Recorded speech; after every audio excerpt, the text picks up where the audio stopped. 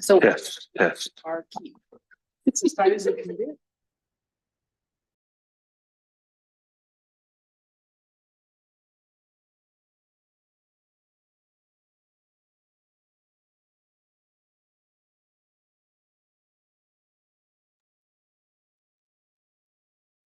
Be the rest of them. So, Yes. and the good thing is, oh, I guess I shouldn't be, but I'll tell you guys in the meeting.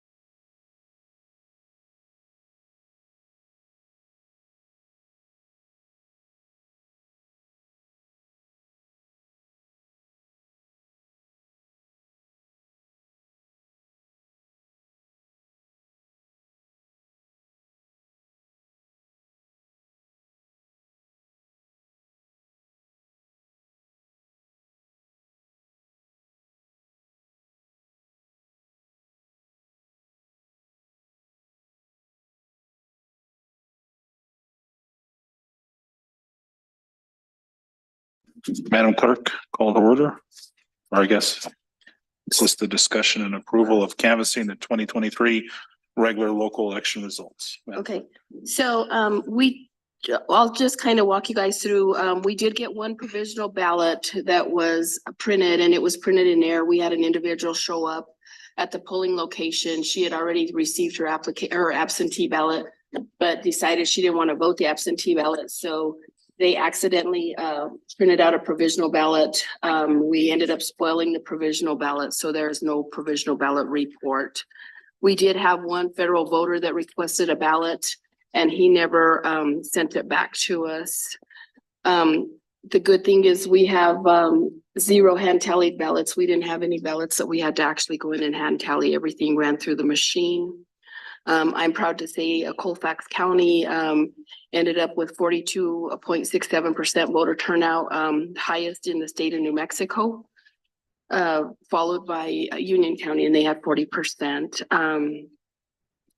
So what I would like to do now is go over all the numbers that we have, and then we do have some races that are within 1% and less than 5 voters. So we are looking at a potential recount of 4 different races, and I will give you those at the end of the canvas.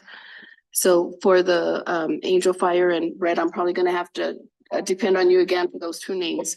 So for the mayor for Angel Fire, we had Barry Donovan Lindsay. He had 235 votes. Charles Edward Howe, 84, and Joe A. Mixon had 68. For the mayor in Cimarron, Anita Ledoux had 104 and James Gallegos 210. Counselor at large in Angel Fire, Bruce Jasmine had 124. Michael Maloney had 56. Matthew Billingsley had 50. Robert Benjamin, Discourage. thank you, had 54. Owen Sullivan Curry had 136. James Jacob Crane, 137. Jeffrey Weeks, 146. In Cimarron, for council at large, we had 3 positions. Two of them were 4 years and one was 2 years. Judy Ledoux, 115. Mariah Angelique Ledoux, 135. Valerie Garcia, 193. Eloy Brazil, 201. Colin Christopher Tani, 166, and Lucas Scott Snart had 3. In Eagle Nest, it was 2 positions, Gino H. Atardi, 69, Jamie McCaslin, 75, and Michelle Christie Tolsley, 80. In Maxwell, for city council, there were 2 positions, Charlene I. Mondragon, 24, Linda J. McFadden, 15. In Raton Commission District 1, Joe A. Bustos, 244, Jason Scott Bennett, 528, and Lori M. Chatterley, 660. In Springer, we were a position for trustee. There were 2 positions. Edward P. Ariano III had 124, Luella Smith, 113, and Gerald C. Duran, 109. In Raton for Commission District 3, we had Mark Honeyfield with 510, Roy J. Manfredi, 417, and Ron D. Chavez at 509. For municipal judge in Angel Fire, Richard Stephen Hill, 324. Municipal judge in Cimarron, Charles G. Duran, 288. Eagle Nest municipal judge, Melinda Sue Etchman, 86, and Carla S. Dahl, 55. In Raton, for municipal judge, Amy Louise Avila had 450, Vincent A. Gaddy, 287, and Christine Margaret Pansino, 667. In Springer, for municipal judge, Lance D. Lacey had 180. For school board, in Cimarron, we have the Cimarron School Board, School District, Kimberly Ann Valenzuela, 497. Kathy Keller Jenkins, 389, Jonathan Gerald Grassmick, 528, and Kimberly Ann Taylor, 538.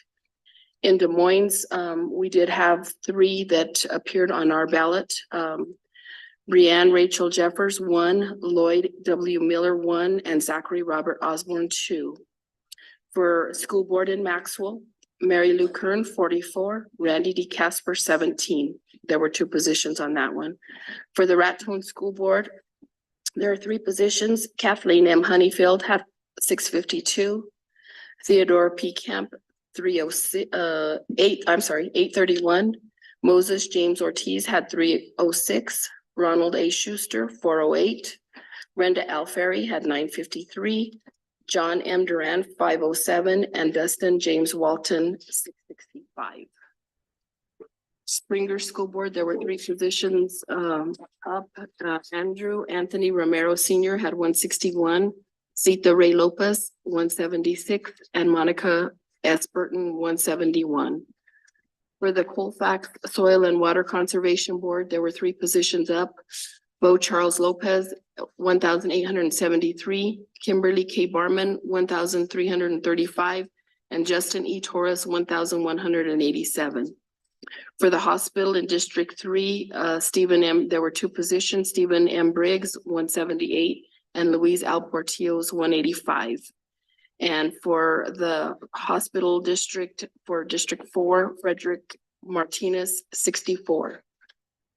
For the Cimarron School District General Bond question, in favor, 777, against 179. For the Maxwell School District Public School Capital Improvements Tax question, in favor, 49, against 16. Village of Angel Fire General Obligation Bond Road Improvements in favor 327, against 55. Village of Angel Fire General Obligation Improvement Water and Wastewater System in favor 304, against 42. And for the Raton General Obligation School Bond Question, in favor 1,307 and against 479. So what I have come up with is for the Village of Angel Fire, we will have a runoff, a possible recount for Owen Sullivan Curry and James Jacob Crane. In Springer, we will have Luella Smith and Gerald Duran. In Raton, we will have Mark Honeyfield and Ron Chavis. And for the school board, it'll be Dustin James Walton and Kathleen Honeyfield. And I will get notification from the Secretary of State's office if they are going to have us do those recounts. And they will meet, I believe it's the 28th of November. And I'm looking at possible recount the first week of December. Thank you, Madam Clerk. Commissioner Kern, No questions. Commissioner Ware. Good job as usual, Madam Clerk. Thank you. We appreciate it. We Absolutely. it was kind of a little strange with the election. You know, we had some quirks that we had to work out. We got it taken care of. And my staff did an excellent job. We have 2 new people that came that we hired and they jumped right in and they helped out. And once more, our poll workers did an outstanding job. So thank you. Was there any issues with the security of the polling locations or anything like that? No, we did have some people come here to the county building asking to vote here and weren't real happy that we hadn't had a polling place here, but we haven't had one in years. So, but no, everything went smooth. Okay, great. Well, thank you very much. Thank you. I'll entertain a motion to approve. So moved. Second. It's been moved and seconded, Madam Clerk. Mr. Kern, Yes. Commissioner Ware, Yes. Chairman Trio. Yes. Motion passes. Motion to adjourn. So moved. Second, Second. Madam Clerk. Commissioner Kern, Yes. Commissioner Ware, Yes. Chairman Trio. Yes. Thank you. Thank you.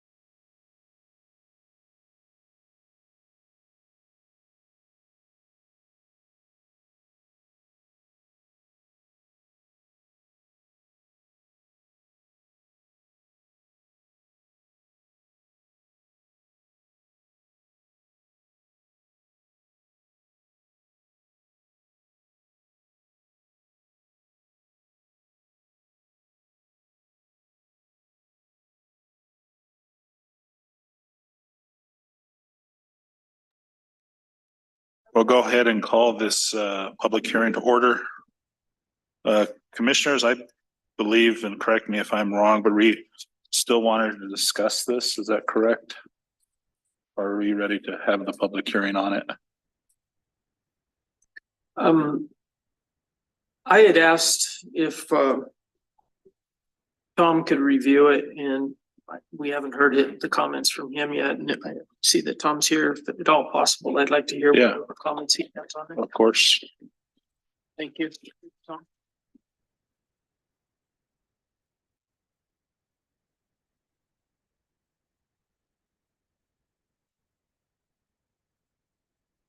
Thank you, Commission. Tom Hill, Emergency Management. Yeah, so I'll start off with the specifics on this. Some items I noticed, starting on page 5. There at the bottom, under options for pre-application conference, there's numerous mentions of properties zoned, if not zoned, characterized by industrial, commercial, ag or residential. That whole section right there is pretty much meaningless since we don't have zoning. And so passing that, I think, would have confusion with the fact that we don't have any zoning applicable in the county. So that passage itself doesn't make a whole lot of sense to me. Then on page 8, let's see, that would be number 9 right there on page 8. Identification of general contractors with proof of current Colfax County licensure as required by state of New Mexico. We don't actually have a mechanism in place to recognize contractor licensures on the county level. The state recognizes contractors, but again, that's another section in there that doesn't really make a whole lot of sense. Because again, we don't have that mechanism in place for identification of contractors. And there was another piece in there.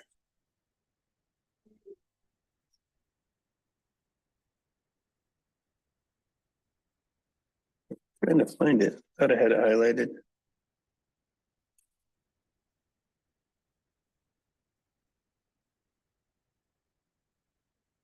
If anyone else remembers where it talks about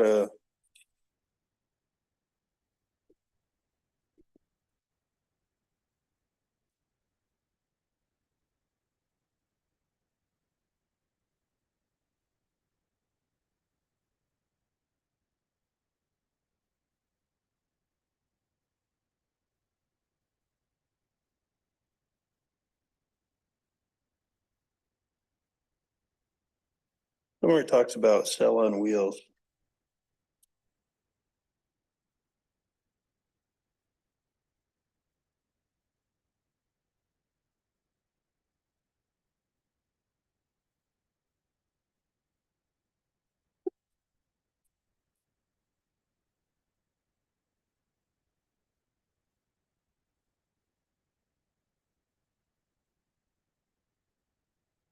What was it talking about, you said?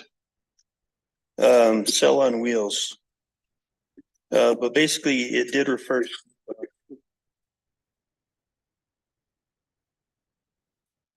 page 10. Thank you.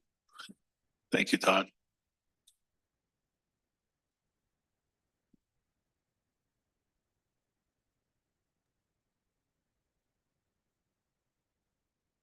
Mr. Chairman, if I may, that was on page 12.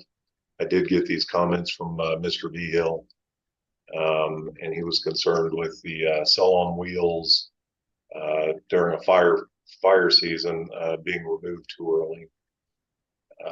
And I did have an opportunity to respond to these. I don't think Mr. Hill got the answers back, but for that specific comment, you had made the point that the conclusion of event, a wildfire may only last for a few days, but destroyed telecom site can be gone for much longer, and you'd like some prolonged use of a cell on wheels or a CAL.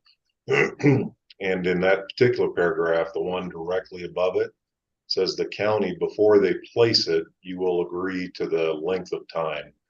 So a special event in this paragraph is something more like a Super Bowl or a balloon fiesta or something like that, where you've agreed to have a cell on wheels come in. For something like a wildfire, you're going to agree beforehand to how long that's going to remain. Yeah. And so, yeah, there was just more clarification on that issue. Basically in what is the definition of special circumstance. And I guess if we have the ability to determine what is special circumstance, then we can determine what that time length is. But the idea of 48 hours removal of a cow post event, that's not always going to be reasonable given our location. And of course, whoever that contractor is bringing in that cell site may not be able to get it in 48 hours. So again, that was something that that struck me. And so that's the particulars as far as what I saw in this. Overall, though, kind of my question is, this basically on page 1, whereas Colfax County desires to minimize the negative impact of wireless telecommunication facilities it may have on citizens, real property, kind of the general tone in this, first of all, seems very restrictive.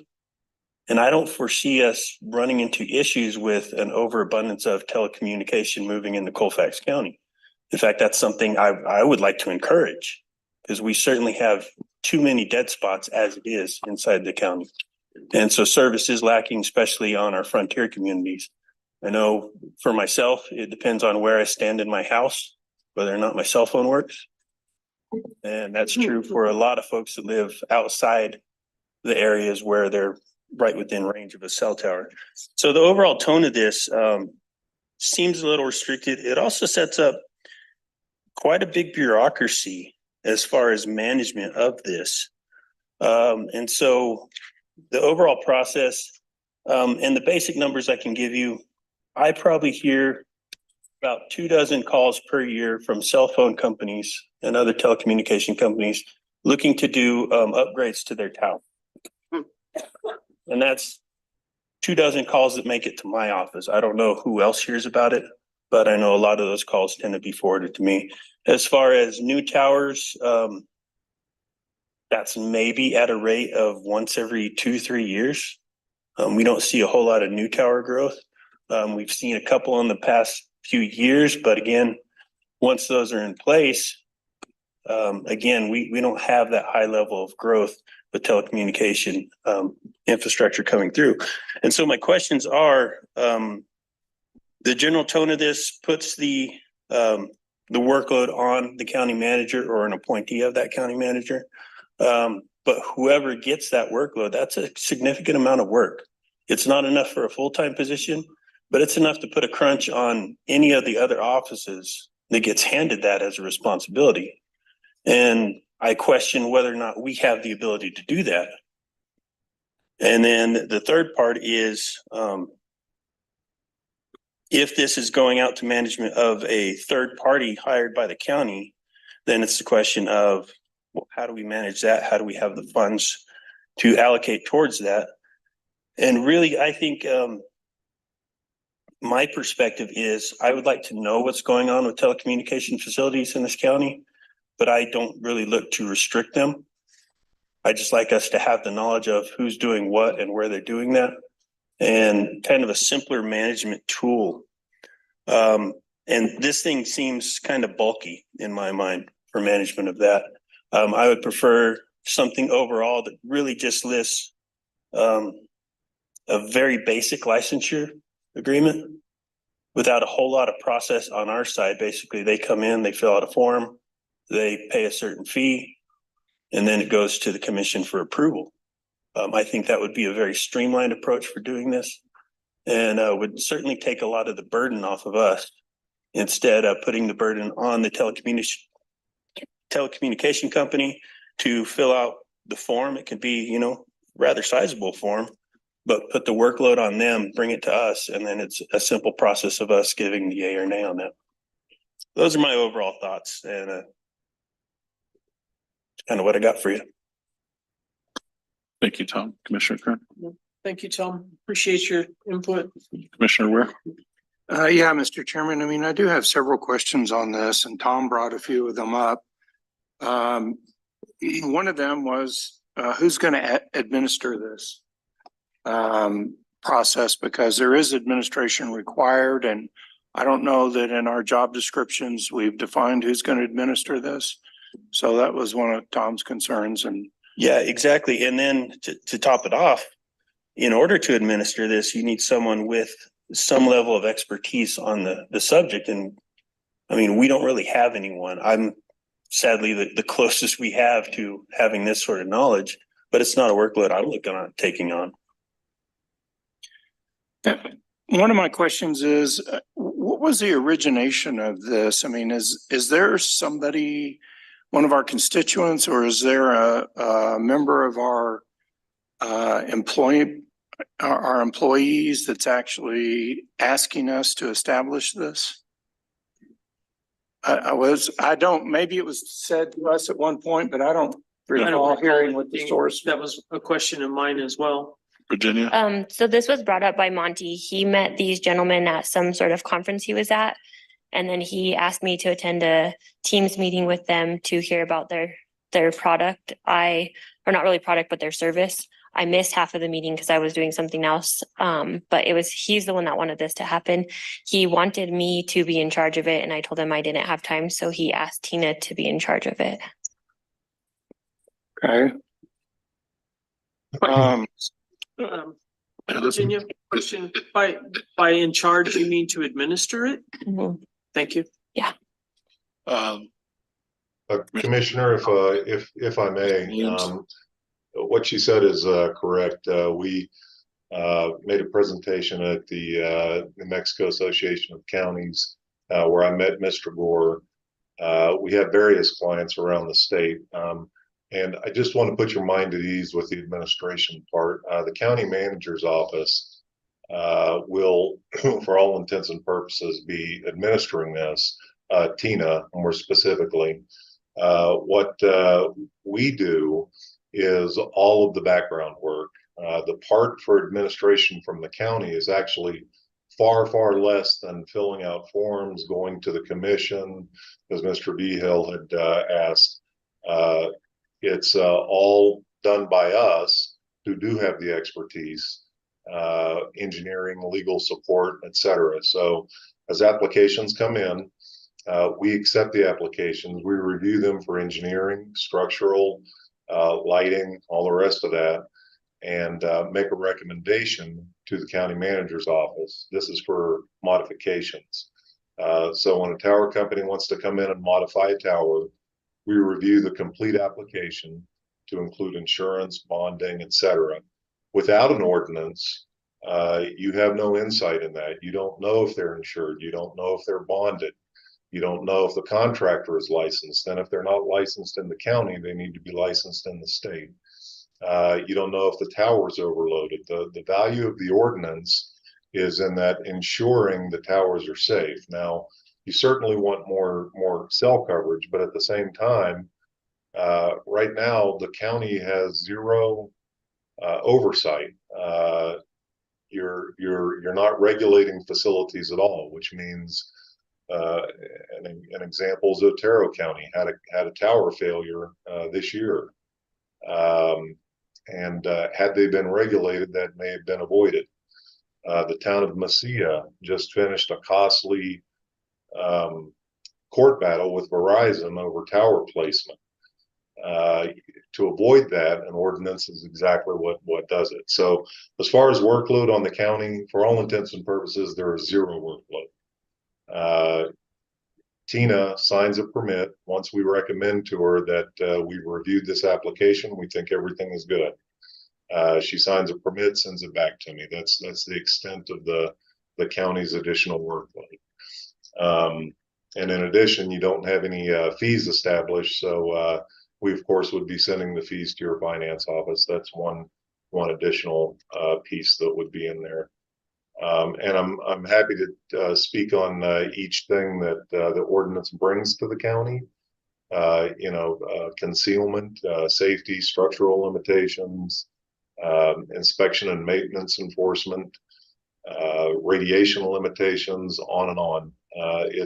It's quite in depth because it's intended to regulate exactly what these carriers are able to do. And specifically, when you have 12 to 24 applications for modifications per year now, and maybe one or two new towers, with 5G, which is starting to reach some of the more rural parts of the state.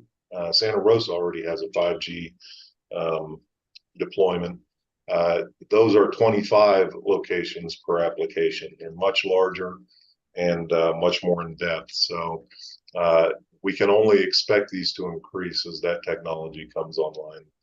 And I would say I think it's because the manager's office has been out sick lately, but I did put a lengthy reply and some changes to the ordinance together in response to Mr. Hill's concerns.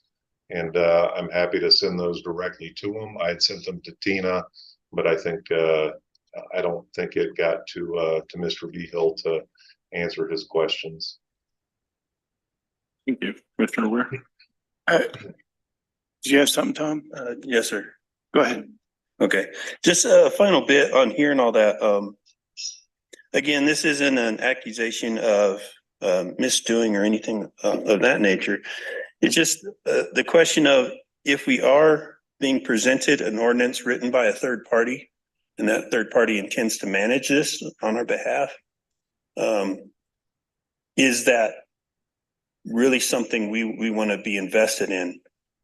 Just the idea of a third party writing a law that gets put in place in Colfax County with the intent that they're going to be the contractor managing that. For me to kind of be above board and to just look very, very clean, I would prefer that ordinance being written preferably in-house.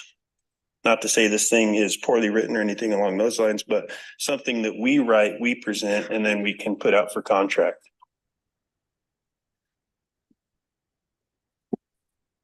Mr. Chairman, Tom, have we had any issues with the towers? I mean, is there been some complication or some issue in the recent past that's caused us to have a need for something like this? Not really. The last new tower that really went in place was over in Angel Fire. And that company actually had some public meetings to get input. Oh yeah, that was That the tower. AT&T tower. Exactly.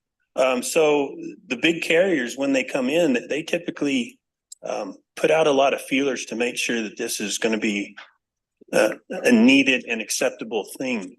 Not to say that there can't be a company that comes in and doesn't do that, but we haven't had any major issues. The major issues have been, of course, towers that have gone down by a variety of reasons. And of course, having the key contacts to talk with those providers to make sure that the service gets up as quickly as possible.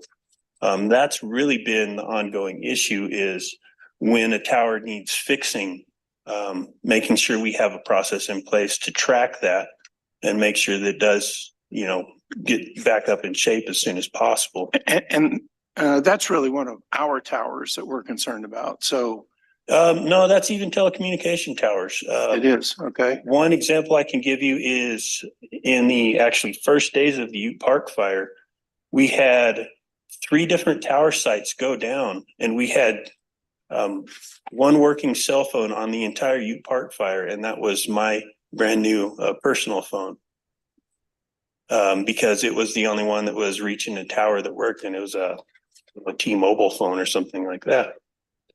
And so that's been the big problem that we've had. And that's why I think just a streamlined approach of making sure the companies, when they are upgrading, are also updating us with their contact information to make sure we have each tower specifically tracked as far as who's responsible for that.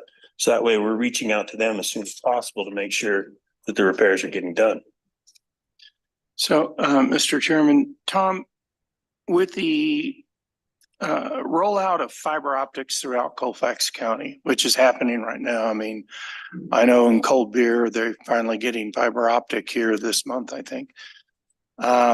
And, you know, there's other implementations going on. Does that reduce the need for towers? I mean, no, it doesn't. No, Okay. because those fiber optics, they really don't. Well, some of the towers will tie into a redundant fiber optic system, but overall, that doesn't directly impact as far as communications. And like I said, the main issue that we have is reaching those far out communities or those areas that aren't going to have fiber optic for some time. Miami's probably never going to get fiber optic, not in my time, although I'd love to see it. So areas like Farley, Miami, and then of course our dead spots that are known. We always have an ongoing, dark humor that when we do have that mass fatality, casualty sort of something going on, it's going to be down in Colmore because nothing works in Colmore. No cell phones, no radios. We have zero communications out there, and that's going to be, our main issue going forward is cleaning up those dead spots. And I guess my last question, maybe Mr. Williamson, is directed to you. I mean, have we seen, since you're going to be providing service to support this ordinance, have we seen the contract for that yet? I mean, do we know what that's going to cost? Do we know what the terms of that agreement are going to be? Have we seen that? I mean, I'll be honest, if this ordinance is tied to Mr. Williamson's company's service, I'm not comfortable voting for it until I know what we're getting into. Actually already brought to commission and you guys voted to approve it. Would you like me to bring a copy out for you guys? It was like 8,000 something, but is that? There was- Mr. Williams? There was actually no charge, so there's no charge for the county. We don't pay anything.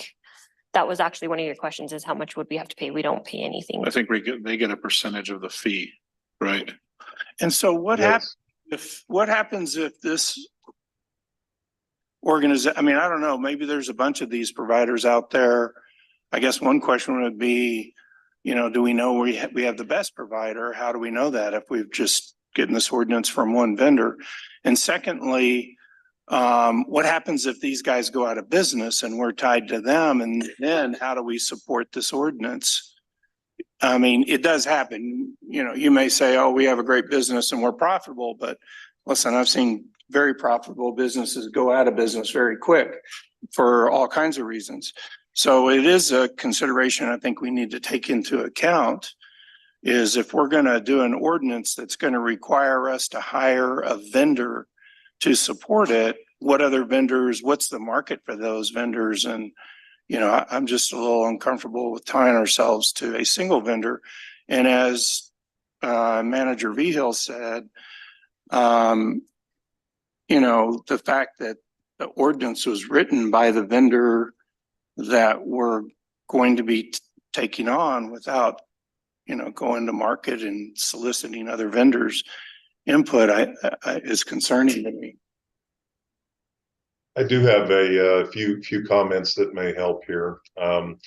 First of all, with respect to the what if we go out of business, we did actually get that question and provide some answers back to the county manager's office.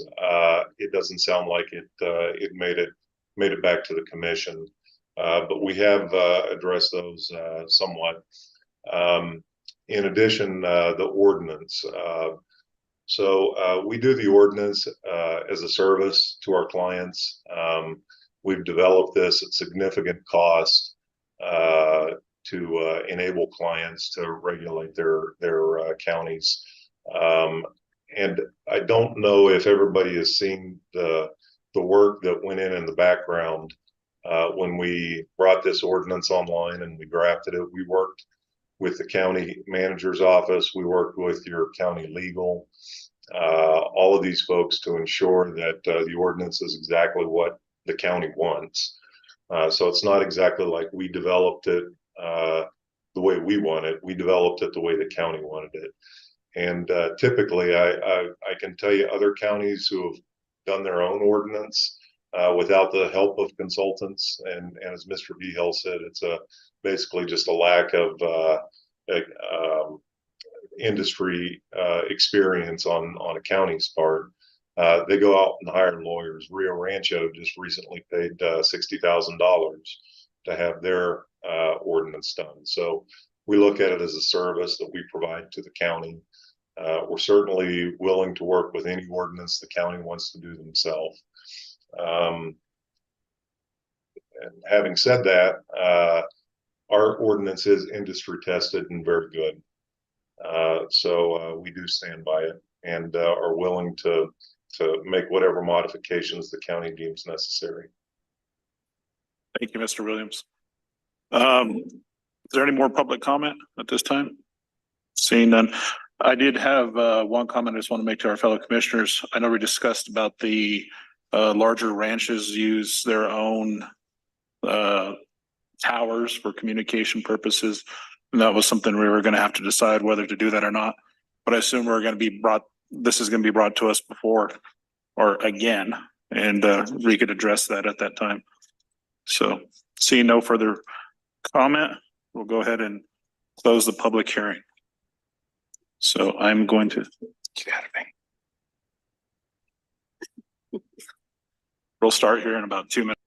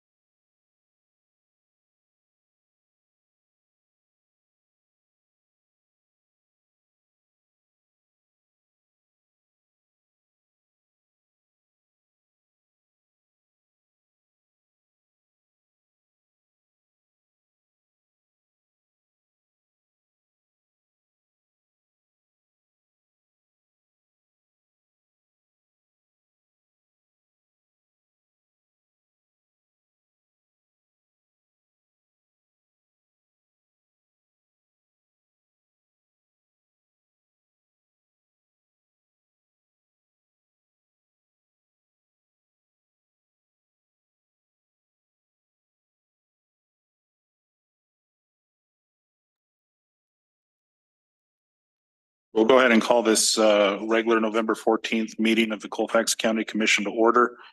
If you would, please silence any electronic devices at this time. And we will have the Pledge of Allegiance. Commissioner Kern, would you please? Thank you. I pledge allegiance to the flag of the United States of America and to the republic for which it stands, one nation, under God, indivisible, with liberty and struggle. Salute the flag of the state of New Mexico, the seated symbol of perfect friendship among united cultures.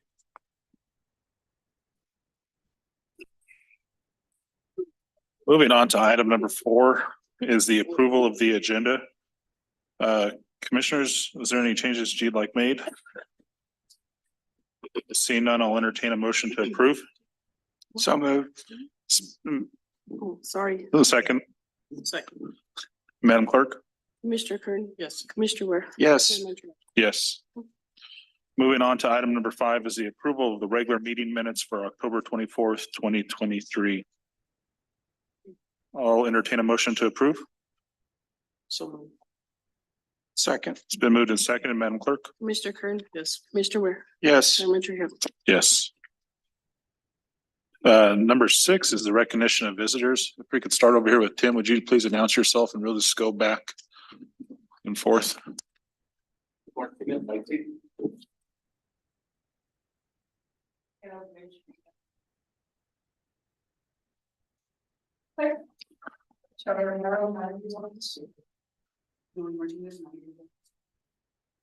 Docket Manager's Office.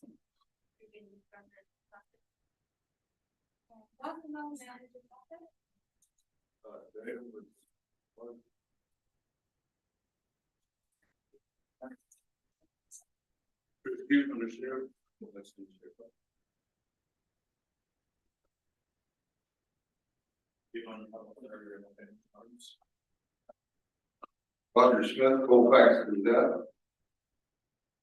All right, thank you. Also online, we have Lisa Spellinger, County Attorney June Rowe, and County Engineer Mike Provine. Moving on to public comment, we will be limited to 3 minutes. Is there any public comment? I believe we have Virginia. Are you going to be discussing?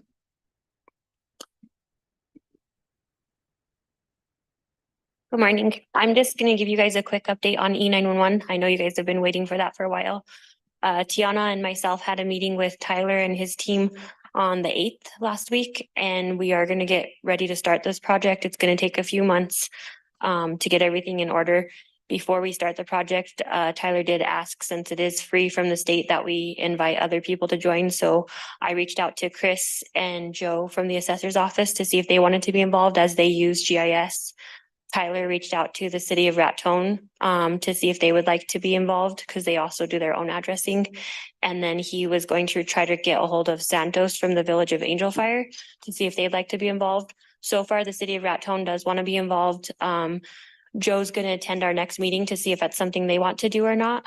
And then I haven't heard back from Tyler on Santos yet, but he will let us know. Once we have answers from everybody, Tyler and Sandeep will get a scope of work together, and then I will send them over all of our data from my computer, and they'll start working on the maps to make them right. Once the project is done, it'll just be as simple as Tiana and I making new addresses when they're needed, and that's it. Thank you, Virginia.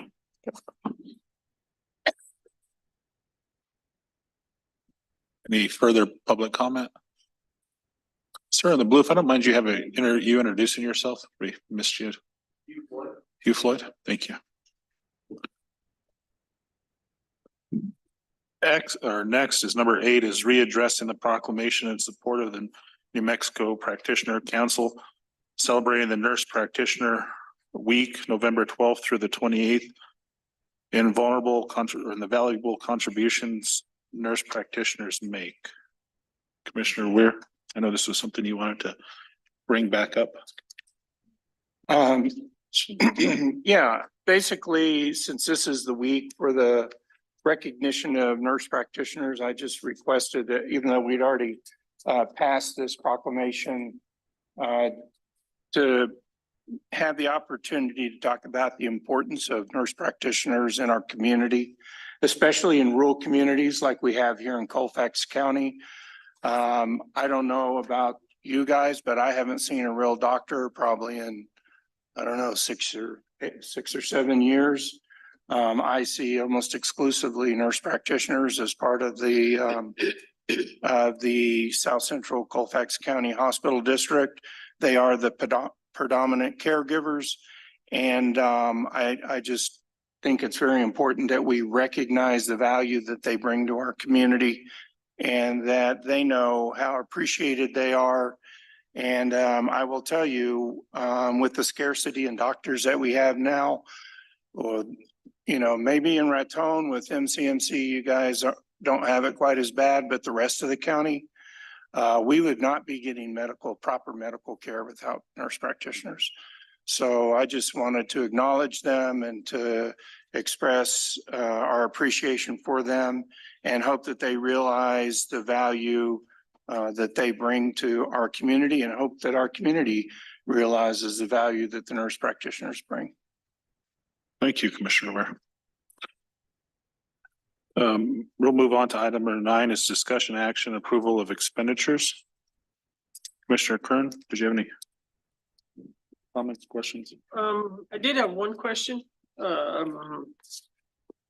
Items line number 320, Marcus Printing Supplies for $175 for 500 business cards.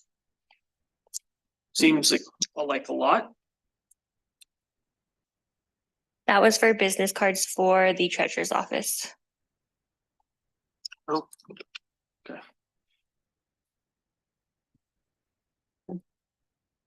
I didn't get it. Huh? I didn't get it.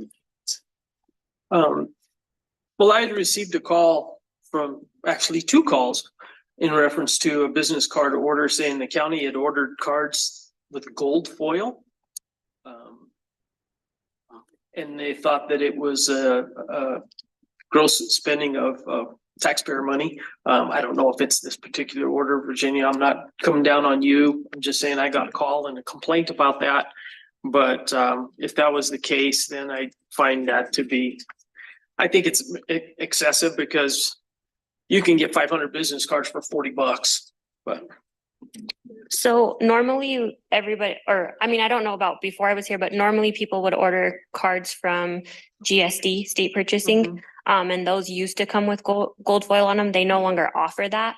So I can't say that's why other people have gone through Marcus, or if it's just to keep local business. I couldn't tell you the answer of why Marcus Printing is chose. But I know some people do prefer the gold foil over the not gold foil. Okay, well, just saying I'd received a call and a complaint about it. That's my only question. Thank you. Thank you, Commissioner Thank Kern. you, Virginia. Chairman Trujillo. So when I order from Marcus Printing, I don't get the gold foil on mine. We just get the raised print on our cards. But they were running pretty close to the same as state purchasing when I ordered for just regular cards. Thank you, Commissioner Ware. Yeah, I have a few questions. I was just curious why we're $42,000 over budget for IT services and supplies. And we're only 3 months into the. I couldn't answer that. I don't know what was budgeted. All right, if you could get back to the board with the answer to that, I'd appreciate It was a contract amount that was, for Amadeo. Okay, it was the contract amount that was over for Amadeo. So for the last fiscal year, we overpaid, and that's why we had to put the stipulation in the new contract, is to not go over a certain dollar amount. Just to clarify, it wasn't an overpayment of the contract, because the contract is for a set amount per hour services. But. Ms. Sabadaka, would you please come up to the podium? So just to clarify, the contract amount isn't a set dollar amount. It was an hourly rate for services used. So we didn't over exceed the contract, we over exceeded the budget amount. So originally we hadn't intended for the contract amount to exceed $40,000. However, last fiscal year it was paid almost $60,000, which is the reason why we actually had to potentially go out to RFP. Because we're not going out to RFP, we're going to just monitor the contract and make sure that we don't exceed the $40,000 or $50,000, whatever was discussed between. I mean, okay, so I guess it's still not clear to me because our budget was 42,000 and as of the end of, well, what we were given as of the end of September, it says on here, even though I think it's listed as October budget numbers, but we had expended 83,541 for excess expenditures of $41,000. Are you referring to the one in the manager's office or the one in Yes. the commission? In the manager's office? Yes. Well, a lot of that was also used to purchase all of this extra additional paneling and stuff that was requested by the commission for sound quality. It was also used to purchase the additional sound systems that you have in front of you. And also there was additional increase of items that we usually like. I don't know exactly what the service is, but it's the licensing for the emails and Microsoft Office stuff. So these are all items that weren't considered in the budget that we just finished at the end of July. They weren't in that. No, they weren't in that budget because Because a lot of these things were put in before the end of July. There was also a bill from Microsoft that was never paid last year that we had to pay this year. There was a delinquent bill from Microsoft Office that was never paid from the previous year as well. Yeah. Okay. I ask if you would just please follow up with the commission on an email of all that so we better just fully understand. We can give you a list of expenditures that have been expended in that fund from last fiscal year to current. Okay. I have a couple more and I'll try and keep it quick, but under the manager's office, there's also printing and publishing. And we went, we had a budget of $10,000 and I guess we're already over that, spent all that budget plus $1,000. I'm just curious why Printing and publishing is all of the ads for legal services or not legal services, sorry. Hiring positions as well as RFPs that are being published, all of our advertising for meetings, all of our advertising for job openings, all that stuff is all paid out of printing and publishing. So we just had an excessive amount of those. And some of them have, I know when I signed a few of them, they've been publishing in Pueblo, Colorado and further out trying to get the airport manager position. I see. And I had one more that was related to the sheriff's office. I know that we got appropriations for a sheriff's vehicle and I got to find it here. Give me a second, but I think the expenditure, I'm not looking at it, but I think the expenditure was like $170,000 or something like that. We had, and it appeared that we didn't have anything budgeted for it. And I assume and that's capital out here. It is capital outlay vehicles. So the total expenditure so far for this budget year is $160,000.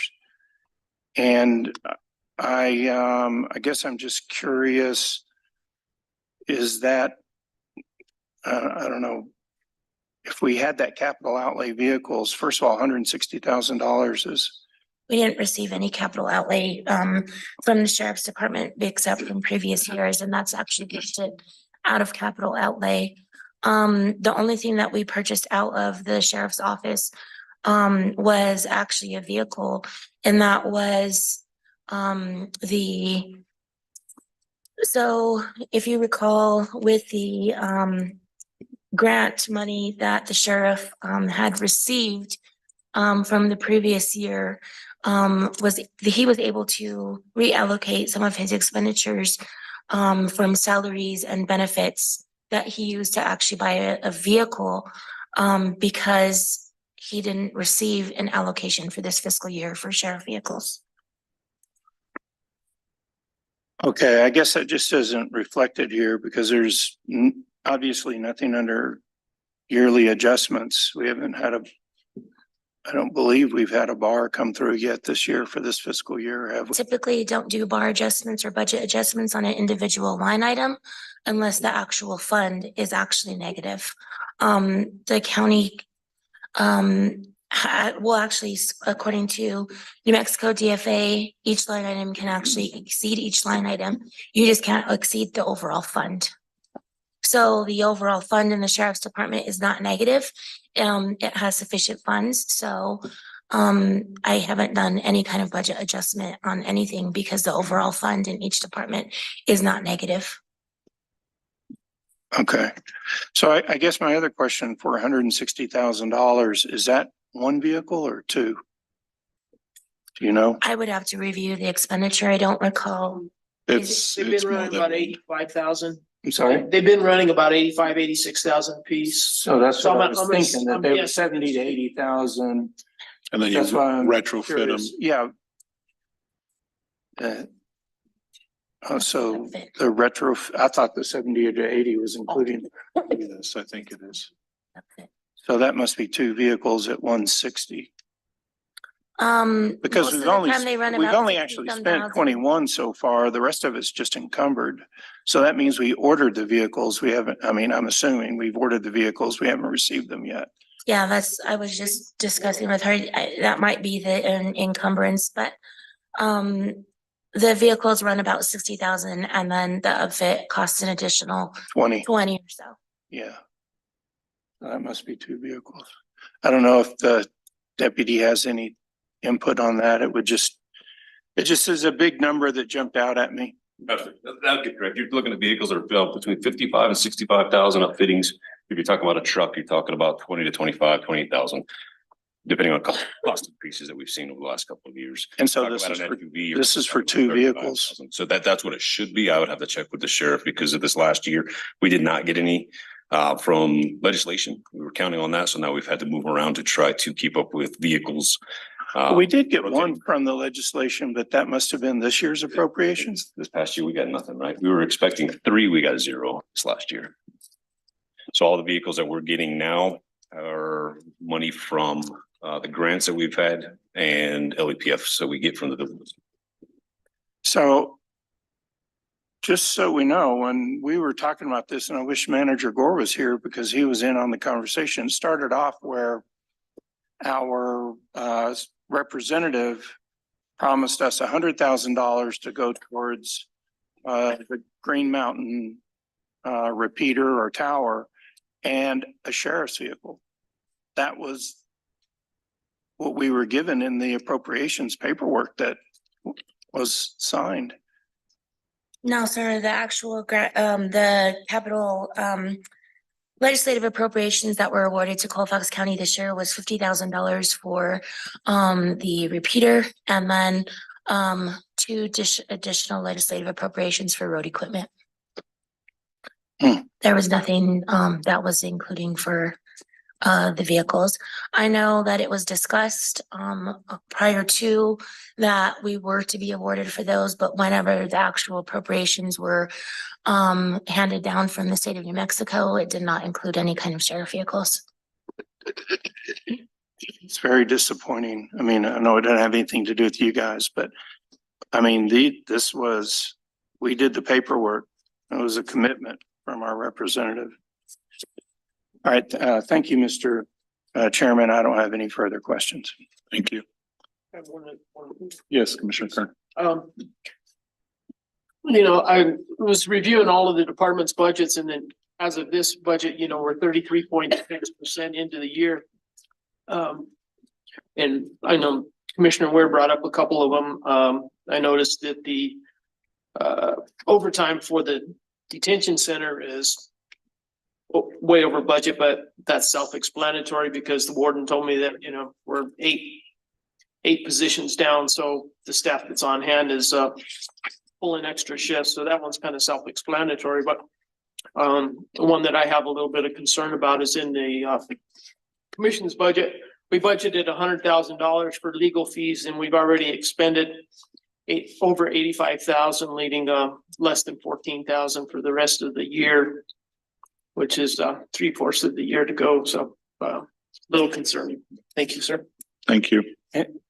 Yes, Commissioner Ware. Chairman, if I may, the other one I didn't bring up, I understand why it is, but I do think it's worth noting for public is that on our payroll in the areas of, well, I don't know what this is, workers' compensation, we seem to have already gone way over budget in at least a few of the areas. Is that tied in any way to the new policy that we have on withholdings? No. Do we know why workers' comp seems to already be over budget? In some places, not everywhere, some places. Yeah, I know it's definitely. I'm sorry, I don't know anything about workers. I couldn't look into that more. Okay, that'd be great. Thank you. That'd be great. And also I'd ask the county manager to follow up with any kind of exit interviews that are being done from the Valhil Maldonado Detention Center to see why we're losing staff. If it's just, could be any reason at all. So I'm just seeing if there's any kind of trend or answers. So thank you. John? And it's not really good question, just for clarification. Workers' comp that you're referring to, are you referring to the insurance payments or the actual? I don't know, it's a deductions? line item that just says workers' compensation. What page are you on? Well, let me find one for you. Because I wasn't gonna say anything because I thought it was related to the. Where is it? Let me give you one. Workers' comp, if you're referring to the ones that's a payroll deduction, workers' comp is calculated per employee in each department, so I wouldn't understand why any of that would be over. Or under budgeted, unless there's actual additional employees. That are being hired that weren't originally budgeted. Which the only ones I could think of that might be happening with is the sheriff's office, because there was additional positions approved. Well. The one that I'm specifically referring to. Well, it says, oh no, that's the wrong fund. It says county insurance, GASB. Workers' comp. Okay, so that's the actual insurance premium. We don't actually see the insurance premiums until after the fiscal year is budgeted. So the best thing that we can go as is an educated guess.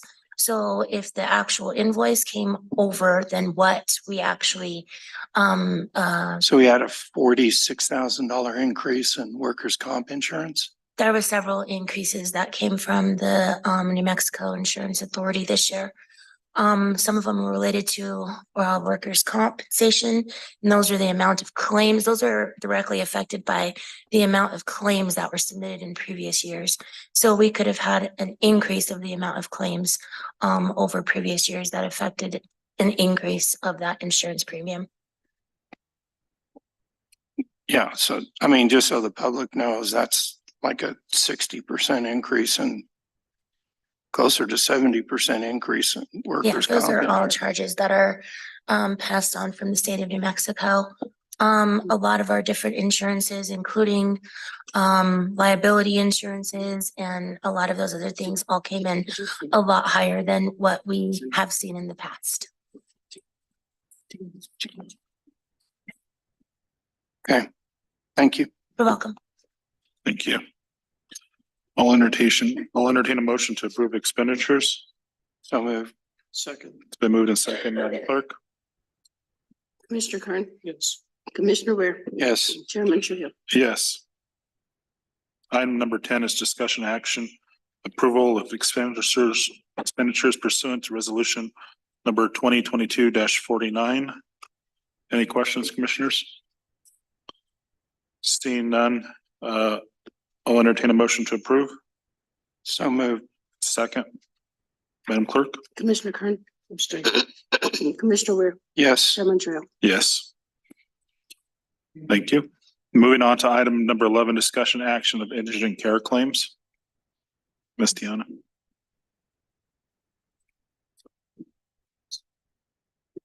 Morning, Commissioners. Today I have two claims out of VMDC 2023-23 and 2023-24. One is for $666, the other for $906, for a total amount of $1,572. And today I will be asking for your approval on these claims.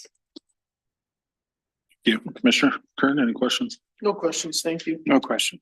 I'll entertain a motion to approve. So moved. Second. Been moved and second, Madam Clerk? Commissioner Kern? Yes. Commissioner, Yes. Chairman Truhill? Yes. Thank you, Commissioners. Thank you. Moving on to item number 12 is discussion action letter of support for the Ramel Family Farms Kavon ST. Kavon, help me with your last name. Kalapari. Thank you. I apologize.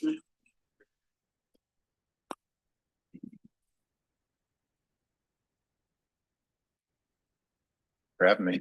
You're welcome. Thank you. So yeah, yesterday, day before yesterday, applied for a Healthy Food Financing Fund grant through the state of New Mexico to support the expansion of some of our operations out of the farm at the old Armex facility, the old recycling facility. And I had reached out to Commissioner Trujillo about a letter of support, got one from him individually. But even though we've submitted the application itself with those approvals, there might be a chance to submit some supplemental for this application. But also just, you know, to go through the process, and I think to meet everybody and let everyone know more about what we're doing. I wanted to ask for a more formal one from the commission in pursuit of the things that we're trying to do. So at the farm right now, we've been operating for a little over a year right now. Our greenhouse, which was paid for and built by state economic development funds on the property that we have through a LEDA agreement with the city of Raton. We're now pursuing additional financing to fix up the warehouse that's on that site, to add things like supplemental lighting in our greenhouse to make sure that we are growing consistently, effectively, efficiently through winter, to build or to buy and install grow towers so we can increase our production, and then to work what is really, really tough land outside and make it usable for outdoor production in the summer months. So right now we're mainly distributing through our retail outlet, First Street, a lot of the produce that we have, not just what we produce, but also from other regional farmers in southern Colorado and northern New Mexico. A lot of the preserved and manufactured food products are also from the area. We also distribute to the Co-op grocery store in Trinidad as one of our main partners and outlets. And I've been chatting with Michael over at Raton Public Schools, and we anticipate, at least in some capacity after the start of the year, to provide them with a lot of the fresh produce that we're growing in our greenhouse as well. They have additional state funding, both Colorado and New Mexico. These local school districts were approved for state funding last year and the year before, so that we purchase from local farmers such as ourselves. So really hoping to increase our production to meet that contract, because it is quite large. We're talking anywhere between 40 and 120 pounds of greens a week that they go through, which is quite a bit for a small farm like us. Also for other produce as well. And then we also have some contracts pending with some restaurants that kind of are contingent on our ability to produce more than we can in our current state. So this grant funding is really going to help us get there. We've already put in about $150,000 of our own money into improving this property and to, you know, all the supplies and things that come along with that. And we've created 4 jobs with folks that live here in Raton in just the last 12 months. We also have a tenant, Ogallala Commons. They've been with us for about 6 months. They're a nonprofit that's been based in the Ogallala watershed for about 17 years, but they have a new food hub program. They're a partner with us on this grant, so they're referenced in that letter as well. And what they do is they aggregate local fresh food, mainly produce, but they're going to get into meats in 2024, aggregate them on our site, and then use the Armex facility as a distribution point so they can serve their customers, which are primarily regional school districts, senior centers, and other places for indigent and older and kids to procure fresh food. So we're excited to be here and wanting to participate in all the things that we can to try to get as much help as we can to make this facility as functional as possible. Well, thank you very much. Commissioner Kern, No questions. Commissioner Ware. Yes, Mr. Chairman.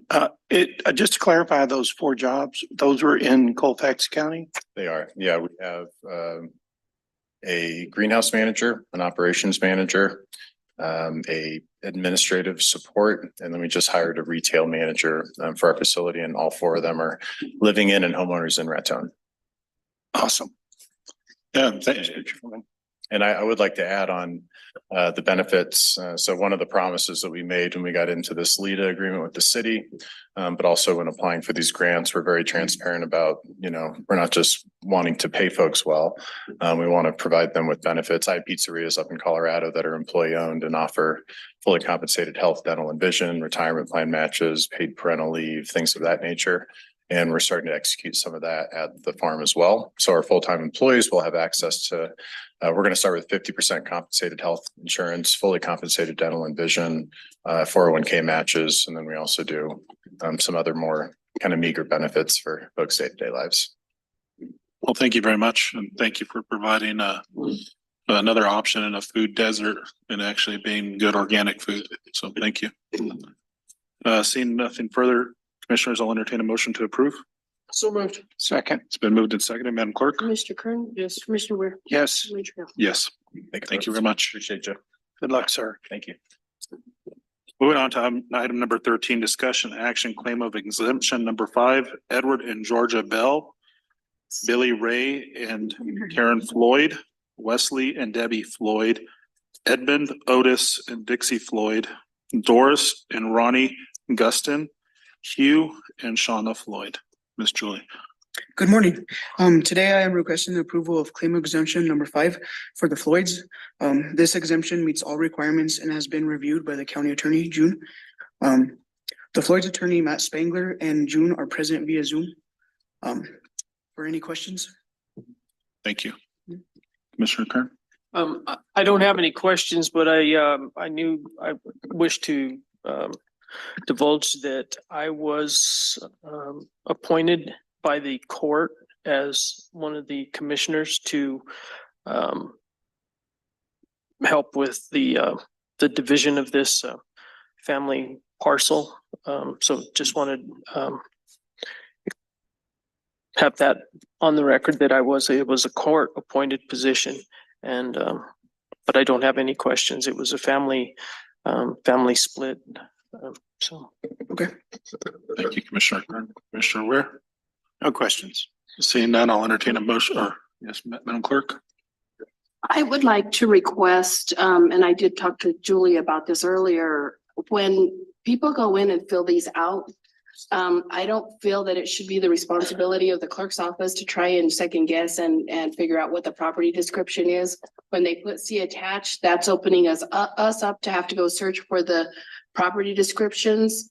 And if we happen to pull something off wrong or look at it wrong, then it's like we go in and we muddy up somebody's title. So I would recommend that we have the information completed on the location of the property. Thank you, Madam Clerk. Thank So, yes, Commissioner Ware. So, Madam Clerk, it wasn't complete. They put a C attached survey plat and drawings. I know, but it's attached, right? But I still don't feel But that you have to go, when they said see attached, when we have to record this, that we look up the property description, we have to thumb through all this and see the attachments and look for the property as to how it's to be indexed. If you look at the form, the cover sheet, it says see attached. Survey plat drawings. Madam Clerk, I guess it's Mr. Here, Chairman, hold on. I don't see. Commissioner Kern. do we need to change our form somehow, Madam Clerk, to because there's just a matter of a few lines there on that form to include that. So what would you, I understand completely where you're coming from, and I Yes, ma'am. totally agree. I'm not trying to be, No, I know. add, controversial or anything. I'm just saying, you know, how do we fix this? Sometimes the legal description can be Yeah, how do rather we fix it? lengthy. Because they Well, can be extensive. And I don't have a problem if they write it out. I just don't want us to have to go, you know, if they have to put more lines or have an attachment page to this. But I feel that they need to write it out so that we can just pull it off of the sheet I see. instead of us having to thumb through the different documents to try and figure out what we're supposed to index. Okay. It just, to me, I think it puts a liability on us as a county and my staff to have to go through and for us to have to try and figure out on the indexing. Because it could cloud the title. So Yes, ma'am. I totally understand. Thank you. Thank you. Thank you. Commissioner Ware, did you have anything more? So what, cause I'm looking here at this sheet where it shows account RO 15760 results. And so would they actually have to write on there The legal summary down below. the legal summary? Is that correct? Legal Yes, description. the legal description. Yeah, you're gonna need to provide a lot more room than you did. I mean, if you're talking about all of this. Cause see, cause if you look at it, it's even going in and it's giving the UPC number. We don't need to have the UPC number that we're having to go through and take all that out. There's a lot of information on here that we're having to go through and try and figure out what they want on their property description. Thank you, Madam Clerk. Jolie, if you don't mind, will you just please get with the clerk's office and see if we could amend the form to provide more room and actually get exactly what information we need moving forward for the Yes, sir. clerk. And I'll make sure that future exemptions are done properly. Cool. Thank you very much. I Thank you. appreciate it. Thank you. Yes, Commissioner Ware. I just think we're gonna, to have a constituent decipher what's on this legal summary description and make sure the right information's put in. We're gonna need to teach people exactly what they need to write in there. And I think that's fair with them. They could work with Julie in getting that done. As far as getting it done properly. Yes. So. If they're already doing the exemption, they should take the initiative to learn how to do it and do it right. So, moving on, I'll entertain a motion to approve. I'll make the motion to approve. Second. It's been moved in second, Madam Clerk. Commissioner Kern? Yes. Commissioner Weir? Yes. Chairman Trio? Yes. Thank you. Thank you, Julie. Thank you very much. Thank you. Moving on to item number 14, discussion action and resolution of 2023-39. The First Amendment to the Local Government Road Fund Cooperative Agreement Contract D19403, control number L400578. Ms. Tammy, would you mind coming up to?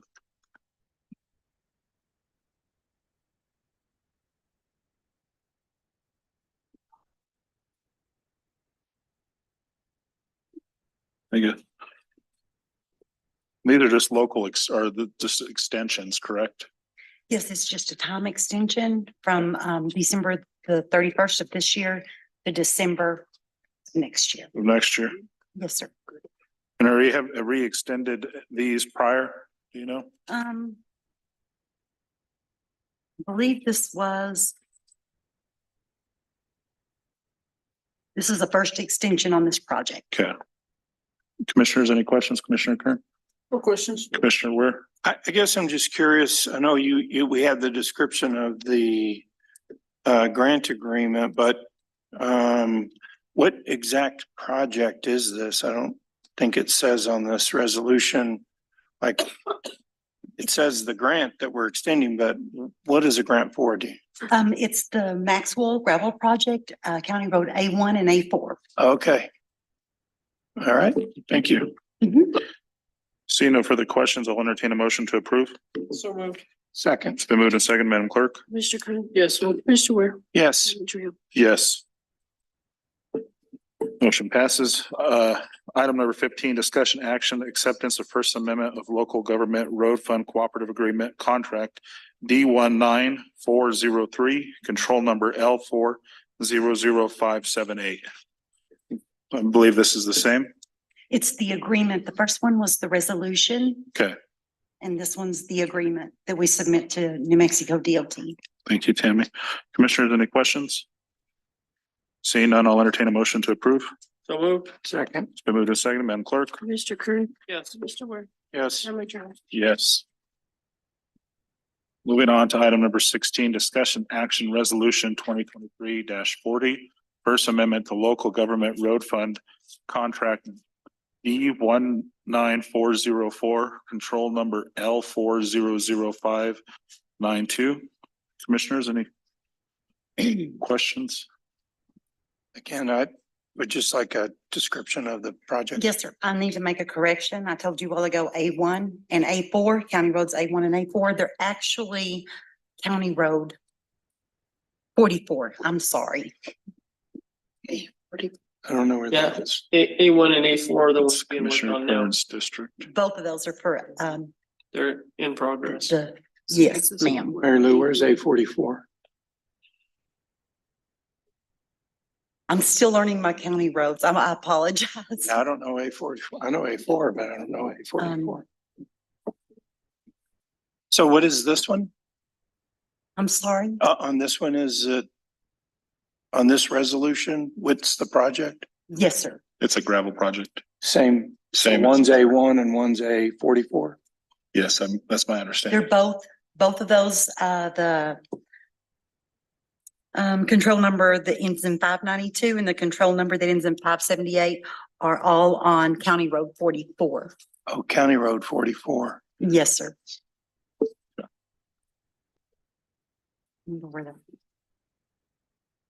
Seeing no further questions, I'll entertain a motion to approve. So moved. I'll second. It's been moved and seconded, Madam Clerk? Commissioner Kern, Yes. Commissioner Ware, Yes. Chairman Jones. Yes.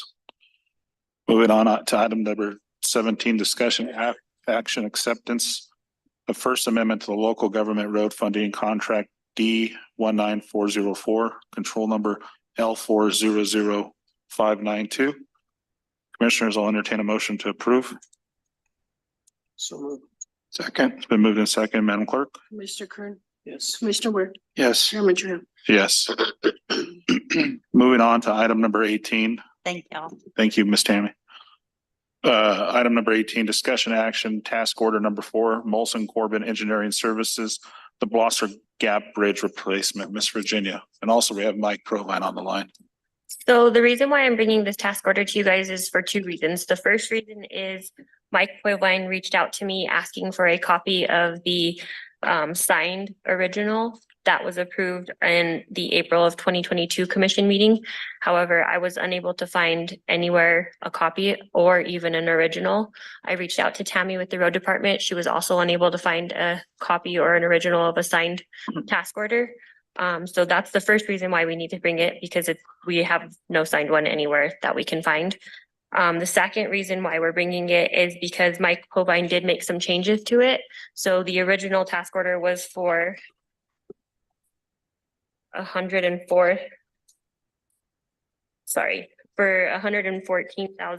114,345.34. And with his changes, the new task order is actually going to be $121,215.90.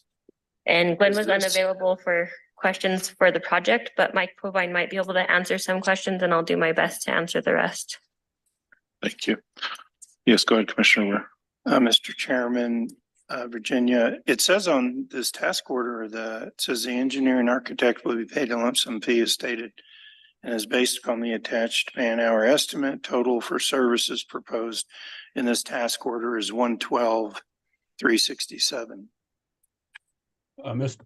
Mr. Commissioner, Chairman Commissioners, Commissioner Weir's total is without gross receipts tax, and I think what Virginia's stated was further back in the task order, we show the tax as a separate line item. Virginia stated the amount with tax. Yes, that is correct. I said the amount with tax. So the 121 is with tax, that was not included prior? That's correct. Yeah. Commissioner Ware, anything more? Commissioner Kern?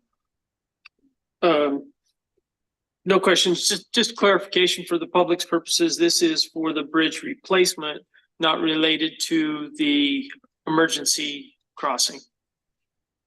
Mr. Chairman, Commissioner Kern, what has been added to the task order is some permit application work for the emergency low water crossing. The Corps of Engineers is requiring a permit application prior to placing the culvert and embankment across Chickarica Creek.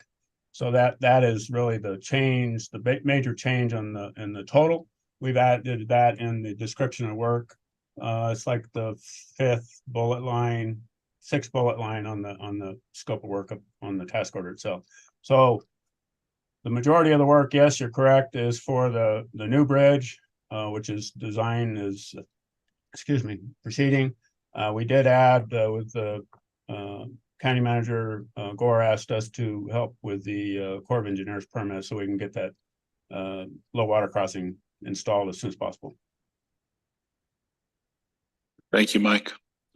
Mike, if you don't mind staying on though, I'd like to have you maybe give a follow-up to that here down the road, just on our commissioner's docket on the where you stand with the Army Corps. But for right now, with the task order at hand, commissioners, is there any further questions, comment? I'll save it for later. Seeing none, I'll entertain a motion to approve. So moved. Second. It's been moved and second, Madam Clerk. Mr. Kern, Yes. Commissioner Ware, Yes. Chairman Trio. Yes. Thank you. Moving on to item number 19, discussion action amendment of the Vojil Maldonado Detention Center Detainee Handbook Amendment number 1. Ms. Warden Slade.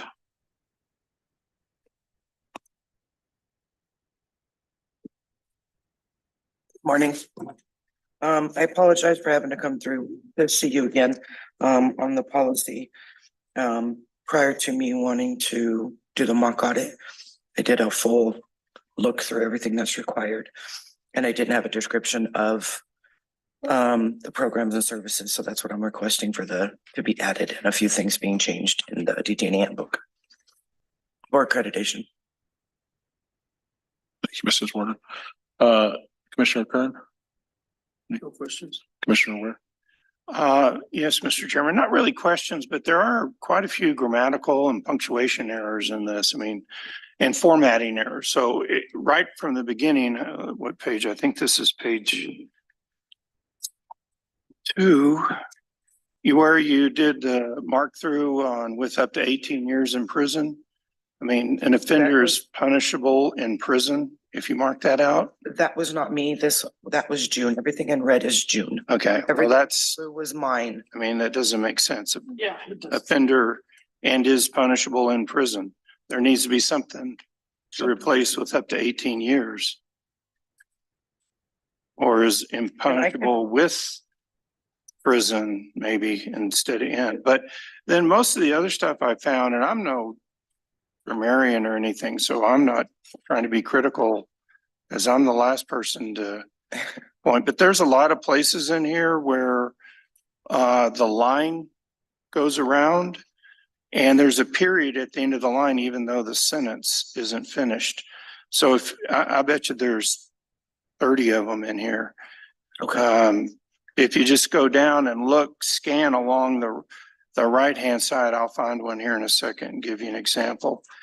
But there are several places where in the find one real quick.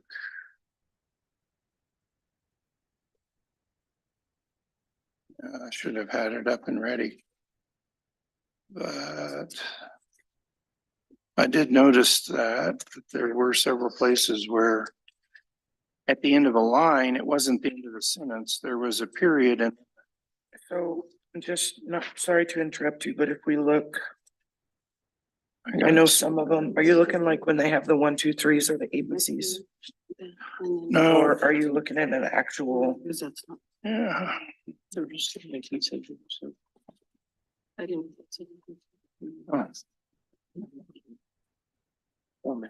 And I can go through and do all the grammatical. Yeah, because I went through this on Friday. I should have had one 'Cause I ready as an example, but I just noticed that there was several of these in here. I know sometimes that once I've gone through this and I change all my grammatical errors, and then I send it over to June for approval or to look over it. apologize, and then it gets sent over to Tina and Virginia. Sometimes that change in either Word or PDF makes a big difference, so I don't know. Because when I look at it on mine, I don't have, if we do Word and we look at how Word goes, it doesn't show any grammatical errors on Word when I do my spell checking before I send it to June. So I don't know where it's going from to Virginia or to June or to Tina, back to you guys, if it's doing something different than it should be. Okay, well. But I can correct it before. I should have marked something on here. Policy if you would like. I just noticed that when I read through it. I don't know. I don't see them now. So commissioners, would you want to move forward on this or table to another meeting? Well, they weren't, I mean, it didn't, if you go through it and make sure that all the punctuation is correct and that everything reads correctly. I didn't find any other. I don't know what happened. Just table it and bring it back. Clean it up and table it Yeah. and bring it back. We could table it and clean it up and bring it back in this room. Is this You time? don't need it today, right, Gordon? No, I just need to get it approved, and then if I could, since June's already looked at it, how do you want me to proceed in that direction? Because part of the issue, I think, is once it leaves my computer, gets sent over and gets sent over and gets sent over, sometimes it gets muddled. And I don't know how to ensure that gets fixed. I think it should Even though just I go send it from in you here. to Tina to us. Okay, Would be my assumption, since June has already reviewed it. Okay. Print a hard copy and Yeah. then just have them scan the hard copy to us. okay, A hard copy that's been cleaned up. If they're- okay, and then I'll leave June's reds in there so that you guys can know that those are his approvals, and I'll just change the other stuff. Okay. If that's.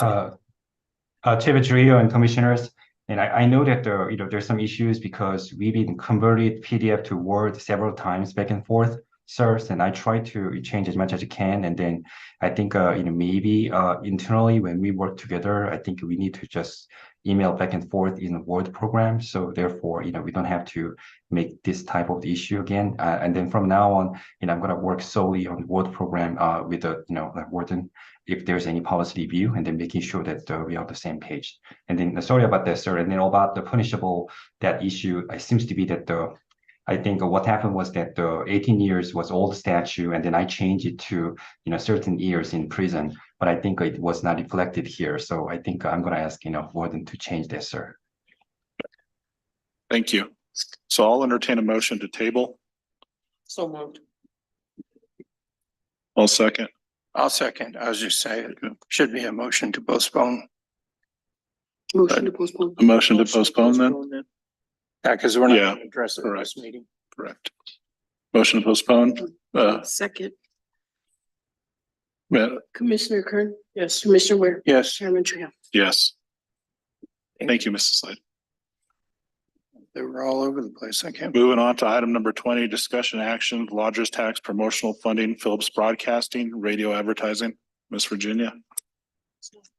Good morning. This is just an annual request from Tina to ask for promotional funding to use Phillips Broadcasting radio advertising for lodgers tax. Commissioner Kern, any questions? Commissioner Ware? No questions. I'll entertain a motion to approve. No move. Second, It's been moved and seconded. Madam Clerk? Mr. Kern. Commissioner Ware. Yes. Chairman Trio. Yes. Thank you.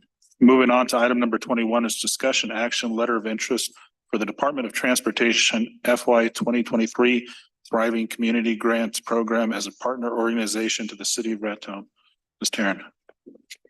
Hello. So in your commission packet, you received information on the Thriving Communities Program through the Department of Transportation. The city of Raton has invited Colfax County to join them in submitting that letter of interest to receive support through this program. And I can sure give you a brief synopsis of the program at this time if you would like. Sure. Sure. Sure. Okay. So in a nutshell, this program provides assistance to disadvantaged communities so they can have the technical tools and capacity to compete for federal aid and deliver quality infrastructure projects that enable their communities and neighborhoods to thrive. This is a two-part program through the Department of Transportation. So the first part of it is actually a direct grant application program, and that's open to organizations to become what they call capacity builders. And those capacity builders are selected on both a national and regional level, and they receive funding from the Department of Transportation to provide support to communities to which they are assigned. The second part of the program, which we propose to apply to, is not a direct grant program, but it's for communities to receive the support from the capacity builders. We'd be able to receive technical assistance to scope, fund, and develop transportation infrastructure projects. The Thriving Communities program does not directly fund infrastructure project construction, but those capacity builders will provide sub-grants that can be used by the lead applicant and the community partner organizations to build community capacities to successfully apply for federal funds and advance infrastructure projects in the long term. As part of this program, community partnership is a requirement. So the city of Raton has approached us. They'd like to be the lead applicant for this program, and they've invited both Colfax County and Los Animas County to be the two required partner organizations. They do want us to have a project identified that we'd like to receive support for. So the city of Raton has identified getting support for regional transportation planning and scoping. And so in their mind, that's in regard to the two large transportation projects that are coming to our neighboring communities between the Raton and Trinidad areas, with Raton being poised to be the I-25, I-27 interchange route on the Ports to Plain expansion, and Trinidad set to become the last stop on the Colorado Front Range Rail project. So the goal would be to proceed with these projects thoughtfully to make sure our communities mutually benefit. Our proposal would ask for technical support for planning, pre-engineering studies, connection to and advice on federal funding, and community input from regional businesses and residents that will be impacted by these two transportation projects, and connectivity of our community. So the Department of Transportation will be selecting finalists for support for this program early next year, with work to begin next summer. If this team is selected, we'd have to provide a letter of commitments. Colfax County's commitment as a partner organization would consist of working with our team to co-design a scope of work, helping with implementation activities and community engagement, assisting in providing technical assistance and planning support. And we might receive and administer sub-grants from the capacity builders. And we need to participate in annual convenings, but there is no financial commitment from the lead applicant or from the partner organizations to participate in this program. It's basically, we're putting ourselves out there with some ideas that we would like to have support on from the Department of Transportation, and we receive that support in helping us plan future transportation projects. So in order to be considered, we have to submit a letter of interest form. It's just a web form on the Department of Transportation's website no later than tomorrow before 3 p.m.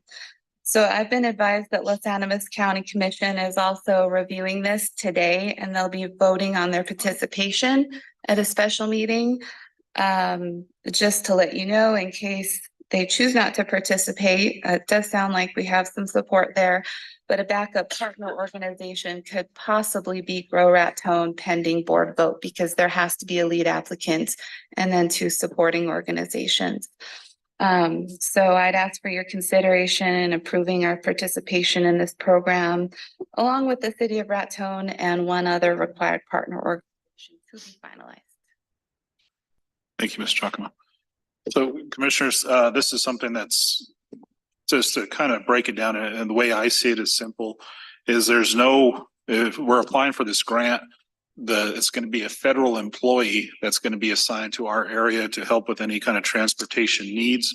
There's no cost to the county. All they ask is if we are selected, that we would take an active role in participating is essentially what it is.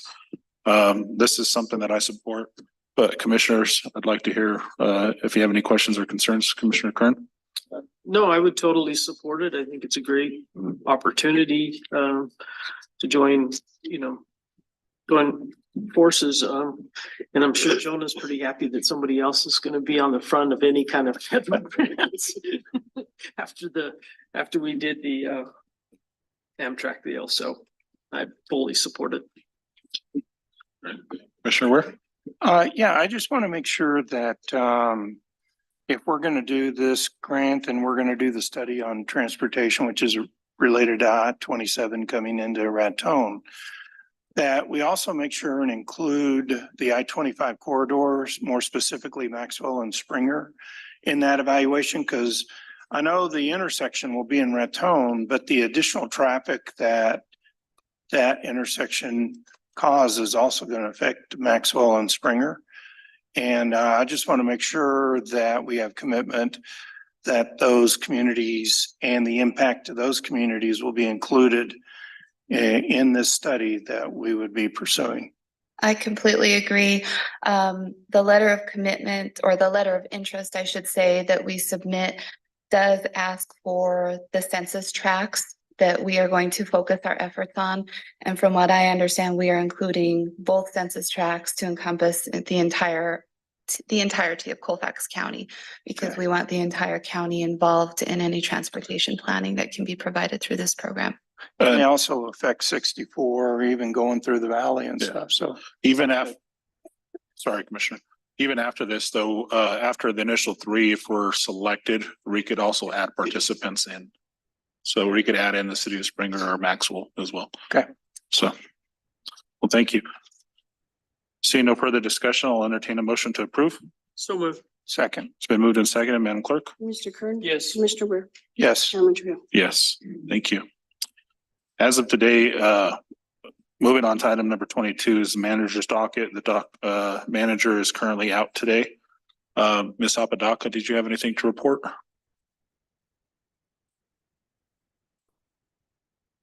Good morning, commissioners. So one of the things that I was asked to discuss with the commission is the scheduling of a exemption for Mr. It's a claimant exemption for help me out. Stan Samuel. Mr. Samuels. My mind went blank. I apologize. Just to let you know, after reviewing the application and after looking at what was discussed here, we did send the application back to Mr. Samuels for clarification on, he's again also put C attached as the description. So we did reach out to him and ask him to fill out that portion. So once we receive that, then we will work with the commission to schedule either a special meeting or to have it added to the agenda once we actually have the documentation in our hands. So just an update on that. Commissioner Ware? Okay, yeah. My concern about this is, there's a lot behind this that we don't need to get into now, that there's been times where, for example, we asked for proof that he paid the taxes on it when he actually had already provided that and so on. But what I don't want this county to get in the process of is making up policies as we go. Putting C attached is been a standard practice, at least since I've been here. I've seen it on many applications. And for us to all of a sudden create a policy without bringing that policy before the commission, in my opinion, is not right. The commission should be establishing such policies. And I don't have anything against the policy per se. I understand, and I understand the liability issue, and we want to make sure that things are clean. But, all of a sudden, we have somebody that we're treating differently than we've treated people in the past. That's very concerning. And those types of things, are the types of actions that lead us getting sued by people for not treating people consistently and not having if we don't have if it says that in the policy somewhere, I'd like to see that it says that that has to be done. But if we don't have a policy and then we let it go by one time and we don't let it go by another time, it's problematic. I mean, there needs to be consistency in the way we treat our constituents. And I'm very concerned about this because I mean, I've been shared with me and I haven't had a chance to talk to Monty about it yet. Well, other than Friday, I texted back and forth with him. But I tried to get hold of him yesterday and he didn't respond. But I mean, there's emails going back and forth where we're asking for things that have already been done in this case, and it's just caused delay after delay. And this is somebody that's trying to donate land to the county. That's Ultimately, it's up to the wishes of the commission. If you'd like to schedule a special meeting, we can do so. But however, in my experience with doing the exemptions and subdivisions, it's always been mandatory that all of those things on the form are filled out. Since I've taken over, or since I don't do those, I don't know how the process has happened before. So I can't speak on that. However, it's up to the commission if you'd like to schedule a special meeting. We did let him know that he needed to fill that out. It's just a simple change in the form. I don't think that it would prevent it from happening immediately as long as he just responds to that. It's just the wishes of the commission. If you'd like to move forward in scheduling a special meeting, or if you'd like to add it to the agenda in December. This thing has gone back. I mean, again, I have an email trail. This thing's gone back and forth like 4 times in the last month. Okay. And every time it's something new. And there are things that have already been done, at least in case 2 of the items, they'd already been done and already provided to the manager's office. So it's my understanding right now, this is just a simple correction that needs to be adjusted on his end. It should be pretty quick to remedy. So I'm fine with scheduling a special meeting too, if you'd like to look at I think we should do it ASAP. As soon as, yeah. I will not be available on Monday. Okay. Commissioners, is there a time that would work for you in the coming dates? Next Tuesday, probably. Tuesday, the 21st, and that should be enough time to get a public notice out. Which is that, right? It's just, is that the only thing, Miss Jonah? As far as I'm aware, that's the only thing that is Okay. loaded up. That will be the only thing. Let's make that the point. Okay. So let's go ahead and schedule a special meeting for the 21st at 9 a.m. I'll have to attend by Zoom or. That's Yeah, no I'll have problem. to be soon. That's no problem. You're good. I'm good with that. Cool. Well, thank you all very much. Thank you, Miss Jonah. And then this isn't part of his manager's docket, but if I could clarify a couple of things that were asked prior to in regards to our expenditures, I would like to take that opportunity if I could. Yes. Okay. So with some of the questions, just to clarify, some of the questions that were brought up during the expenditures. So I did a little bit of research and it appears that the IT services and supplies in the manager's office, it's over expended 43,369.55. Total expenditures was 85,369.55. And there was an invoice for $41,187.60. That was paid for the renewal of the Shy International Corp, which would basically be all of our licenses for our Microsoft Office. And that was for 2023, 2024. However, in August there was an expenditure for $41,430. That was for 2023, 2022, 2023.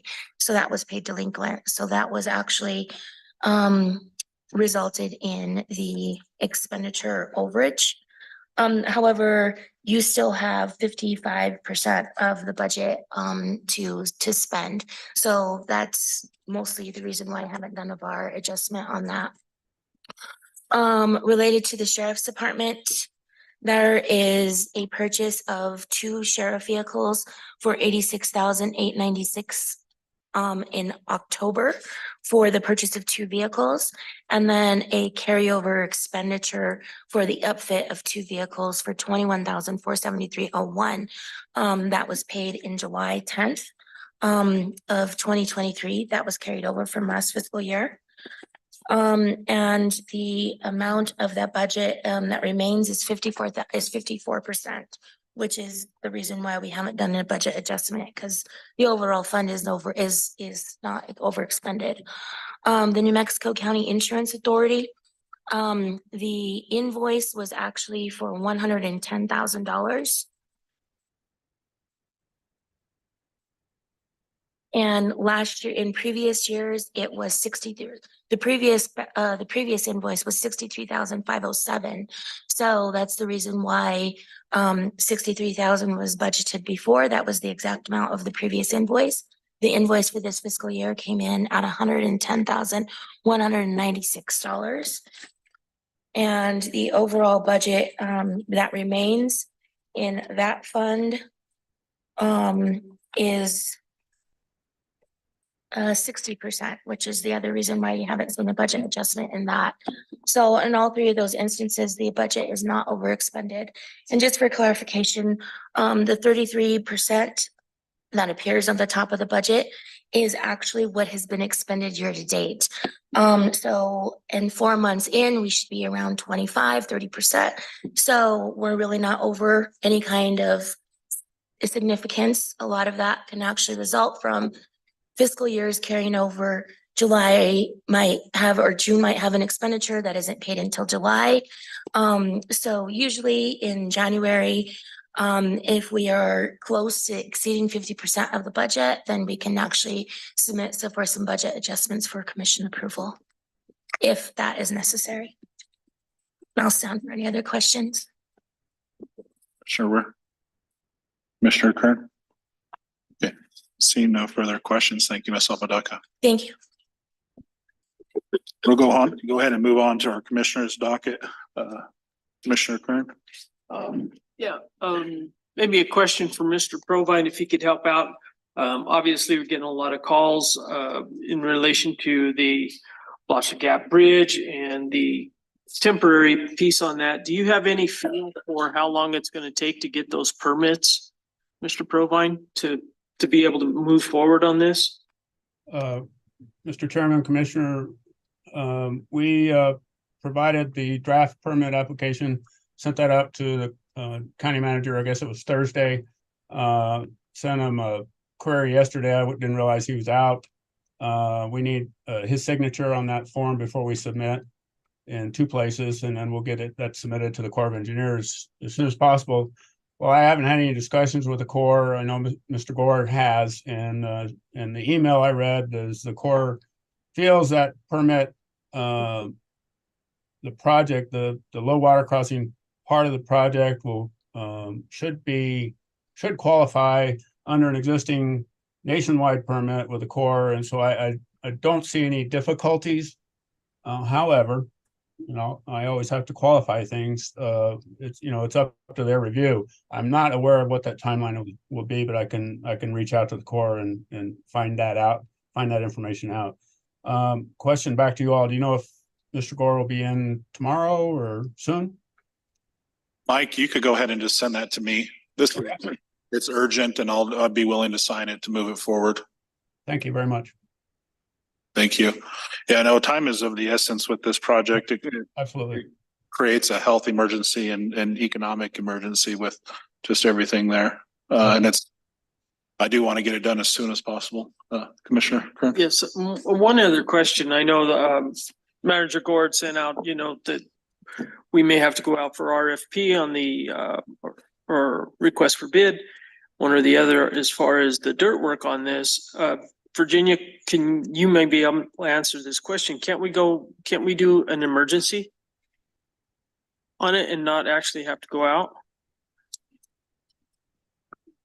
I mean, we declared an emergency, so it seems like we ought to be able to use emergency procurement and get it done. So even if we go out for emergency procurement, it would be the same timeframe. However, as long as we get everything going, we can have this started beginning of January, as long as we get permission from you guys at our next meeting to go out to bid. Because for a bid, we only have to advertise for 10 days.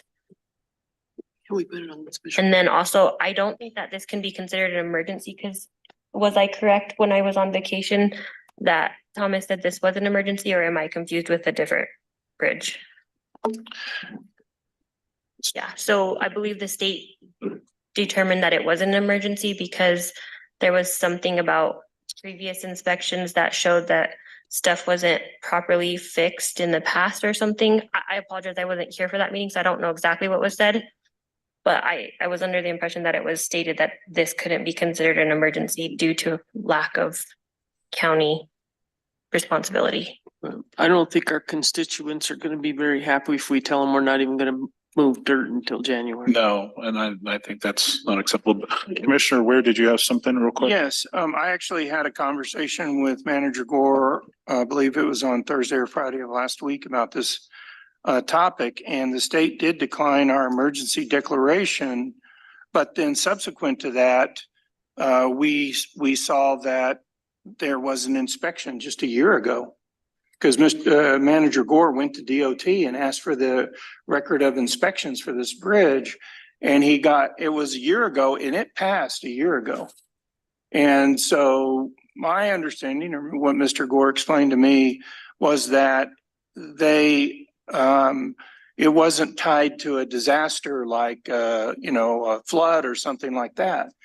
But Mr. Gore's argument is that it in fact was. It's just that we didn't inspect it after the last flood, because a year ago, this bridge passed the inspection. And then we had the flood that had the excessive high water through that creek, that waterway. And, it wasn't immediately after that the bridge was inspected. It was when the state came out to inspect it, which was several months later. But I disagree. I think this is a disaster. I think the state is making a mistake in not allowing it. And I do know that there are, and I'm not an expert in this, but I do know that there are provisions for emergencies in procurement code that allow us to go and make purchases much quicker. And this is an important thing. I mean, even starting in January is a huge concern, I think, for both safety and primarily for public safety. But, I think, and I'm sure you are, we need to take every route. And in my conversation with Manager Gore, he was going to get back with the state or somebody and pursue getting the state to recognize this as a disaster, because a year ago, the bridge was inspected and it passed inspection. Your conversation with him is correct, but unfortunately, Jonah nor I know what the status of that is as far as him reaching out or what he's come to. Okay. Well, Commissioner, where are you? Down there. Okay, thank you. Mike, I guess my question is, I feel like we're wasting time here. As far as, are we just waiting on this permit from the Army Corps of Engineers? And is that permit going to affect the scope of work that needs to be done? Because can't we go out for bid now? And once the permit's approved? Language, Mr. Chairman, Commissioners, the language that's in the application indicates you cannot actually start work until the application submitted and approved. But I think that's the actual construction work that they're talking about. If there's some procurement actions that you feel you need to move forward with, then I would suggest holding off to award anything until we get a reading from the Corps of Engineers. But I think there's some steps you probably need to do before that can get things moving. So long-winded answer of saying, I think you're okay until you start construction. Thank you. Yes, Commissioner Kern. Can we then not put the RFP at the special meeting next Tuesday? Miss Virginia. Mike, how do you feel about that? Because Monty said he was going to ask you to do the RFP, not me. I mean, obviously I would be involved in it, but he said he was going to ask you to do that. We can certainly move forward and I can get things ready. I just need to know a little more specifics. We do have a couple of drawings we prepared for the permit application. I just need to make sure that's where we're at. I need to have a discussion with you all or Glenn or somebody about what's been discussed and what's intended. I've been a little bit out of the loop on this, so I apologize. No, no problem. Well, thank you, Mike, for your willingness to get it done for us before next Tuesday. Yes, we'll add it to our special meeting. That's 9 o'clock next Tuesday, right? It's the 21st. Commissioners, is that any more comment on that? Or Commissioner Kern? This is your commissioner docket. So. Yeah, no more comments on that. Okay. Thank you, Mr. Provine. Yes. Absolutely. And Mike, if you would send that to me, I'll get it signed and returned to you today. I'm getting ready to do that. Thank you. Thanks, guys. Commissioner Weir. Yeah, I just wanted to make a comment that actually to reiterate something, Mr. Chairman, that you had said in a previous meeting that I think that we need to push the manager's office to do. I know that we've had quite a few emergencies due to weather related to our roads this past year. And there is a lot of work throughout the county, I believe, especially in my district, of road work and things that need to happen. And I'm not trying to rag on Glenn. He's been doing everything he can do. I'm just saying that there's work that needs to be, and maybe it was Commissioner Kern that said this, I don't remember. But I really think we need some of this work that our road crew is doing they're not able to do in a timely basis. I really think we need to start looking at our budgets and figuring out how to contract some of this work out, because there are things that have been on the list for 2 years that still haven't been touched in the roads crew. And, we had change in management, we had COVID, we had all these excuses, but we don't have those anymore. And it's time to start getting some of these road items completed. And I just think that this is something that I wish Manager Gore is here. I'm sure he'll watch the recording, or hopefully he is. But we do need to push the manager's office to get the roads department to start considering outsourcing some of these projects so we can start getting things off the list. And also, I would like an update, if there is one, on the new buildings that we have asked for the roads department. We haven't heard anything about that in a while. And I would really like to get an update to where we are on that. I don't know if, Mike already left, but I don't know if he could have contributed. I know he was playing a role in designing those buildings. So anyhow, that's all I have for my commissioner's docket. Thank you. Ms. Jonah, did you have some comment? Yes, I can address the road and the contract. So we did have a meeting. Myself, Manager Gore, Road Superintendent Stevens, and Ms. Branfus.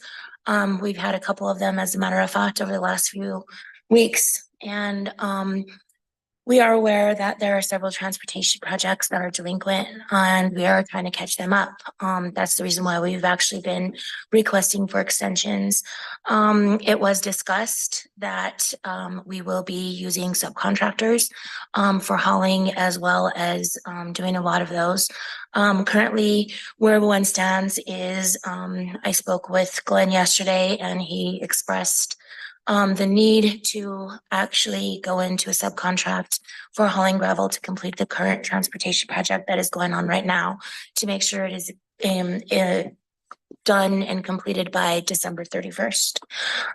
He also expressed about working with the chief procurement officer to do bids for the remaining 3 transportation projects that need to be completely completed by next December 31st, 2024.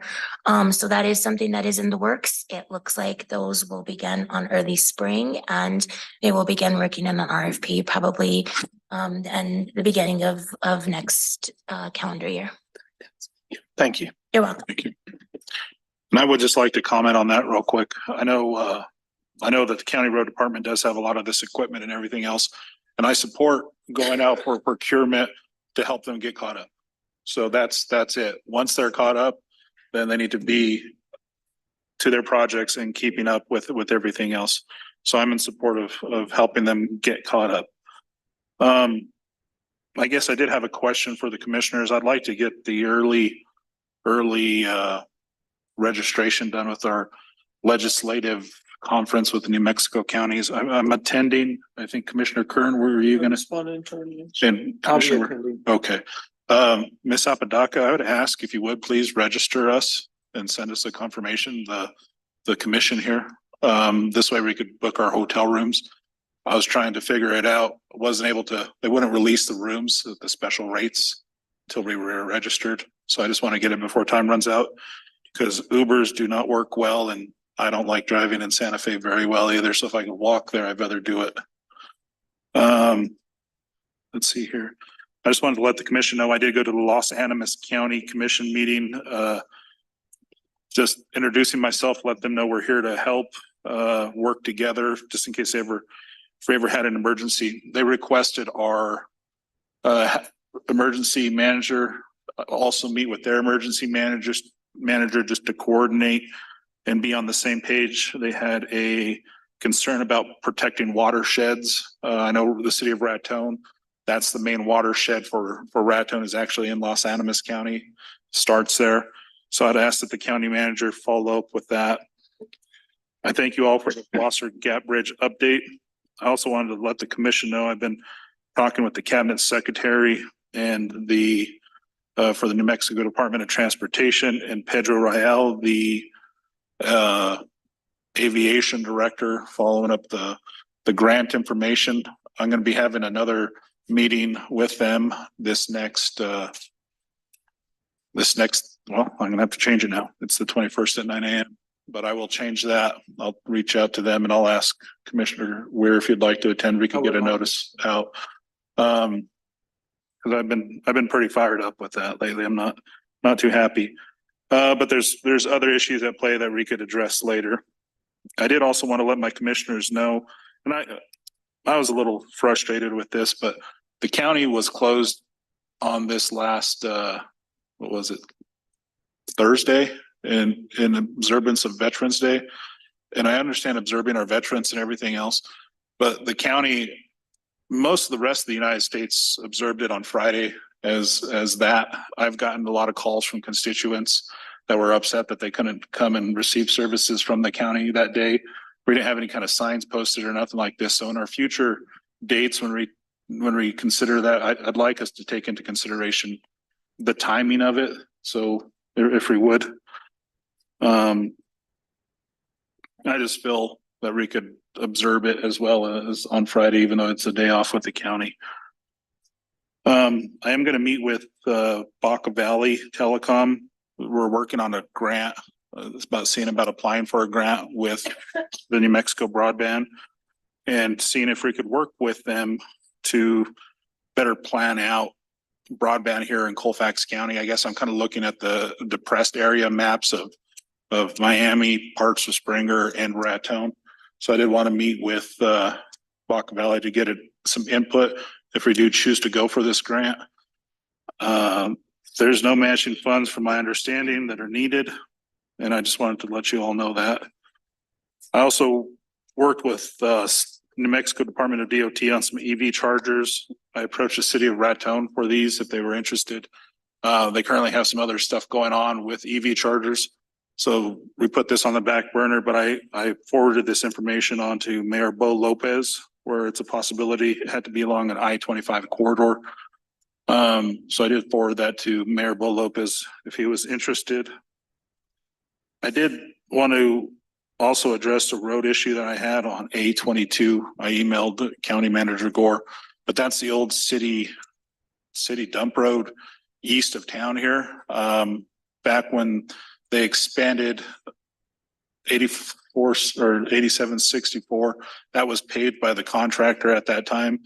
And I'm not sure how familiar the commission is, but with the Gardner Road prior, it was paved, and I'd request that we could go till it up and get rid of the pavement so it's easier to maintain and just manage. It doesn't seem to, it's fallen into disrepair and we've had trucks and everything. Go ahead. On that issue, if you need, I don't know if it makes sense or not, but the Village of Angel Fire has an actual device that goes on the front of a loader, and it will actually till and grind and relay asphalt back into dirt. Well, that's nice to know. That's, So you might contact Yeah. them and see if okay. they're willing to allow us to use it if we don't have one locally, which I don't think we do. Thank you. If I could just. Yeah. Coattail that, we did that exact thing out here on Gardner, you know, in front of Judge Walton's house and that, we didn't have a machine that would do it like you're talking about, Commissioner. We ended up using, you know, just a loader to break it up. And then we went back in with the blade and everything and relayed it. So, but that would be great. Had the machine to do it, be a lot quicker. Thank you. And I just had one, and that's just 822 as a road for reference. The last few items I have is I'd like to request a updated email to the commission on the Tiger grant and any funds that are outstanding and what our plan is to recoup those. I also did want to touch on the costs on the cards. I do kind of think that is excessive. So if there's something that we want to adjust, maybe as far as a policy goes or purchasing, I'd welcome that. I understand different budgets and their offices and stuff like that, but just something for the commission to consider. Also, I did have a conversation with our county manager, and I'm sure June saw the email as well about the cost for our lawyers. And I feel like there's a lot of stuff that we could do more so in-house and depend more so on us. So I've had that discussion. I just wanted to let our commissioners know. So. I have one other thing. Yes, Commissioner. If you're finished, sir. Yes, I am done. I'd received a call from a constituent who was actually up in the valley in Brett's district, you know, but it's all the county. We serve everybody. There was a major complaint about that, possibly in the Santa Fe area or that they're capturing prairie dogs and then releasing them in the valley. I don't know if you've heard anything about that. So I have heard rumors of that, but what I've heard is that it's happening in Vermejo. At Vermejo Ranch, that they have this, I don't know if it's true or not, but I've heard from a couple of constituents that they believe that there's some land that Vermejo has down south that they're trying to develop and that they're catching prairie dogs down there and bringing them up and releasing them in Vermejo. That's all I've heard. I know that maybe 20 years ago now, maybe 25 years ago now, that at one point there was, after we had the big plague epidemic in the valley, there were almost no prairie dogs that survived that epidemic, and that there was a conservatory group out of Taos that reintroduced them to the valley. That was about 2025. I don't remember exactly what year that was, but I know it was a big uproar back then. So I haven't heard of anybody else in the valley. I mean, those things just multiply. I mean, I know a rancher that owns about 300 acres there, and they take 5,000 to 6,000 a year off their property.